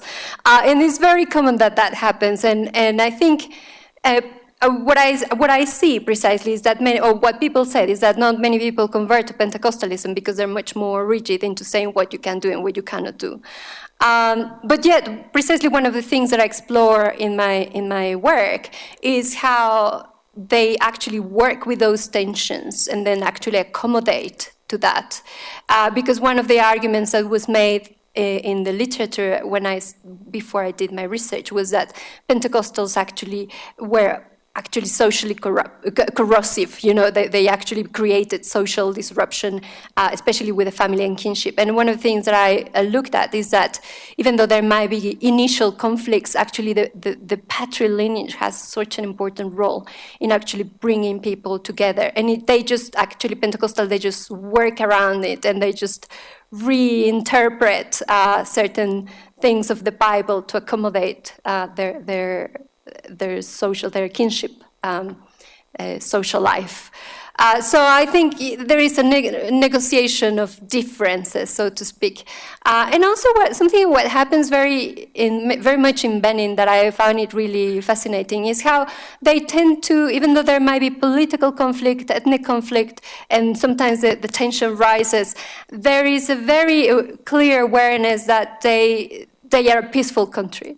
And they always say, God loves Benin. But actually, there is also like a very historical memory about slavery and division. So they tend to say, let's just get along. And then it's very, very interesting how they manage in the end to sort of ease the tensions. But yeah, conflict existed. I'm not denying it. Yeah. I have a comment for Wesley. You were asking if Polanyi was important in anthropology, and he is, especially when dealing with ancient societies and with ancient economies, where reciprocal activities and redistributive activities are important. So yes, and in fact, I am one of the archaeologists that very much interested in, especially in redistributive economies. So I think that perhaps not for modern societies, but yes, for ancient societies. Mm-hmm. Thank you. And the importance of that for economics is that there is this belief that there's some natural order for money, or there's some economic determinism in things. And it's all social determinism. It's all political. For example, one of the best examples where Polanyi was important when dealing with redistributive economies is Mesopotamia, precisely in proto-urban societies. Redistributive activities were the most important thing to have the first cities come about. So when I studied Mesopotamian early state formation, of course I was a Polanian. Super, I'm glad to hear. Well, I'll have some follow-up questions, but. Also, in economic anthropology, Polanyi is quite well accepted, and in Africa there is a whole literature. Well, I'm not an economic anthropologist, though, but the work of Godelier and a lot of people. And just quickly, another person who drew on Polanyi, we have the whole cryptocurrency thing now. Surprisingly, the NSA, the National Security Agency, came up with a plan in 1996, which looks just like Bitcoin. And at around the same time, one of the worst bankers, Walter Wriston from Citibank, who bankrupted Mexico, amongst other countries, actually wrote a book on cryptocurrency based on mutual reciprocity in the Trobriand Islands, without citing Polanyi, but that's Polanyi. Any other question or commentary? Yes?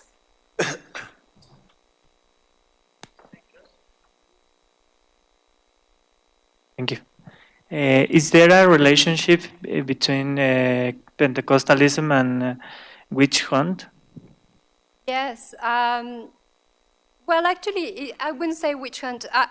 Precisely when Kereku was in power during the Marxist-Leninist regime, there was more like a proper witch hunt. There was a time, and I think that's partly why people remember that period as being, going back to that question, like, people don't talk about that period very much. And I think there's still like a painful memory there, because there were kind of people were actually who were considered to be witches or practiced traditional religion. They were tortured, and and it was apparently very ugly. So yeah, I would say that was a proper witch hunt. And with Pentecostals, they do condemn practice traditional religion. But I think it is interesting. They demonize Orisha and Voodoo, and sometimes they also turn against. They discourage people to engage in ancestral rituals and participate in certain ceremonies that happen around funerals, etc. They don't actually. Pentecostals do participate in funerals, but they don't participate in the rituals that have to do with ancestors. So in that sense, they do condemn those practices. But the interesting thing is that by demonizing traditional religion, they also acknowledge its power.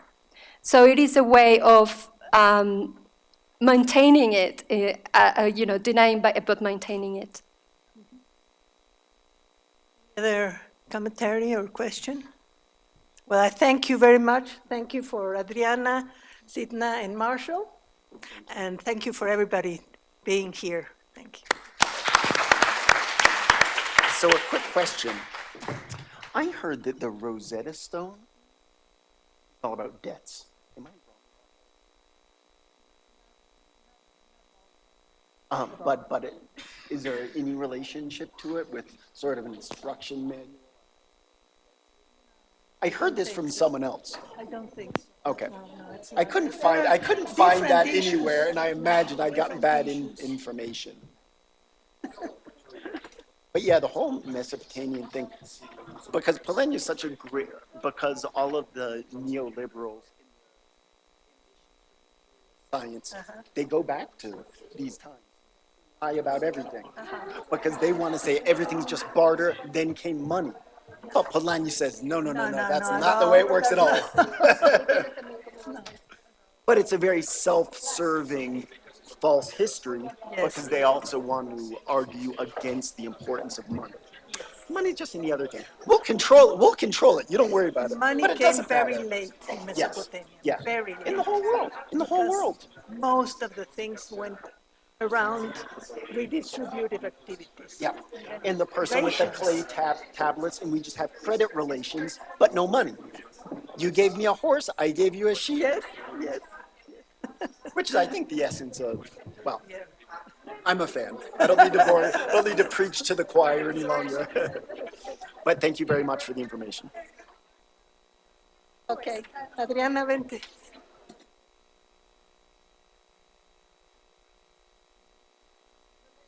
Nos ponemos aquí. Whole table?